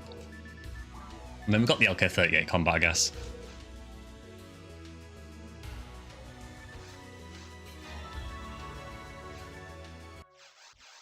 Played 1 and 4, and the fan-made game 20 Years Past, which is set after 4. Yeah, the person who did 20 Years Past sort of linked me to it. I haven't got around to trying it yet. I would say I think you'll really enjoy Phantasy Star 2. 2 is really, really good. There's one point in the game, like without really spoiling anything, there's one point in the game that is really badly done. And did almost ruin it for me, but for the most part of the game, 2 is really good. 3, not so much. Yeah, 3 is a little rough, to say the least. But it's an interesting game, though. Playing 2 on the Sega Genesis Mini 2, that is probably the best way to play it. I did it through the Mega Drive collection, but I did it with a mod that basically emulated the mini version, because that I think has increased walking speed, which you desperately need in 2 and 3. I would say if you play 2 and 3, make sure you've got increased walking speed because it's horrendous without them.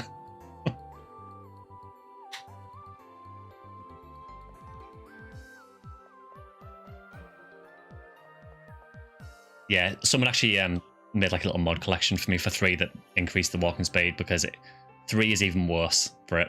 It takes you forever to get anywhere, and there's loads of backtracking in 3 as well. So yeah, it takes a long time to get anywhere. I was so happy to get out increased walking speed mod.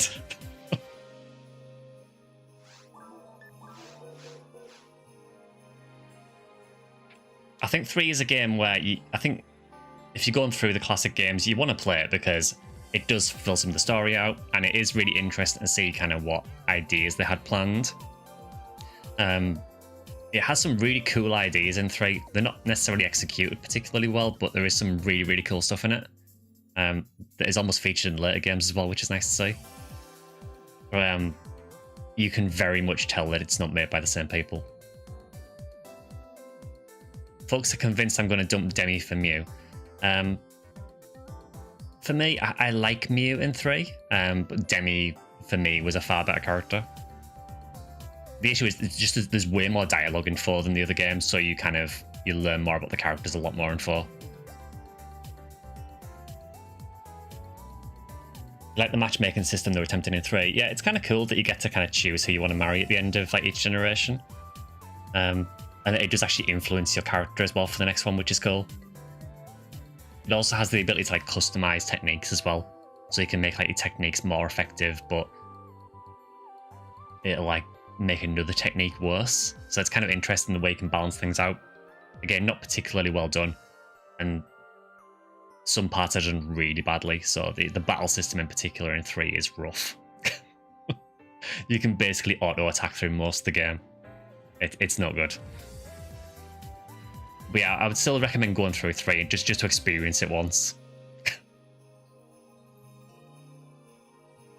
Husband Sam recently finished 4. In the great debate of Rika and Kyra, Rika won him over, followed by Alice. I mean, I think you have to like Alice, you know, because of what happens in the story. I think I prefer Rika over Kyra, but Kyra is still a really cool character. But Demi's better than all of them. I'll always really like Demi. I think she's one of the best characters in the game.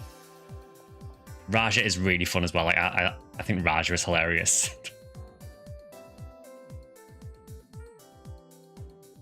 But yeah, I think we are more or less done for today, I think. Try telling the same. He ranked Demi at a C. Needs to reevaluate that.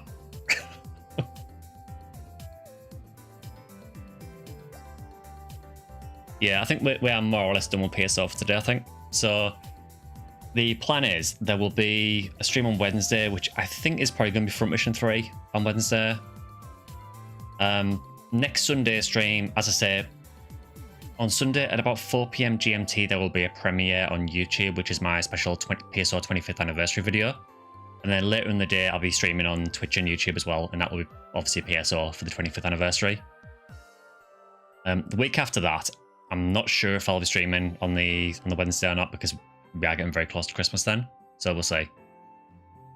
Yeah, thanks for the sub, Peter, mate. Much appreciated. Yeah, welcome to the Fowler fam. But yeah, we will, like I said, probably do Front Mission 3 on Wednesday. And then, yeah, PSO 25th anniversary stuff on Sunday, which I'm really excited for. The video for Sunday, I've put way more work into than usual, and it's been something I've been working on for a long time. So, yeah, I'm excited to get that out. Still depressed it's 25 years, but yeah. But yeah, we will end there for today, I think. So thank you to everyone who's come out today on both YouTube and Twitch. And again, thank you for the sub as well, Peter Med. I like how there is now apparently a hype train starting at the end of the stream. Well, it said that. It said, thanks for getting us started, and then just didn't do anything else. Thanks, Twitch. Yeah, if you are interested in following the channel, I have YouTube and Twitch. I have X and Blue Sky, which are both SectionSkyly, and you can also join our Discord channel as well, which should be linked to under the YouTube video and also under the Twitch player as well. So feel free to join us on the Discord as well. Yeah, whatever you're doing, hope you have a fantastic week, and I'll see you guys on Wednesday for some probably Front Mission 3. I wonder who this random demi is. Yeah, whatever you're doing, have a good week now. See you then. See you guys.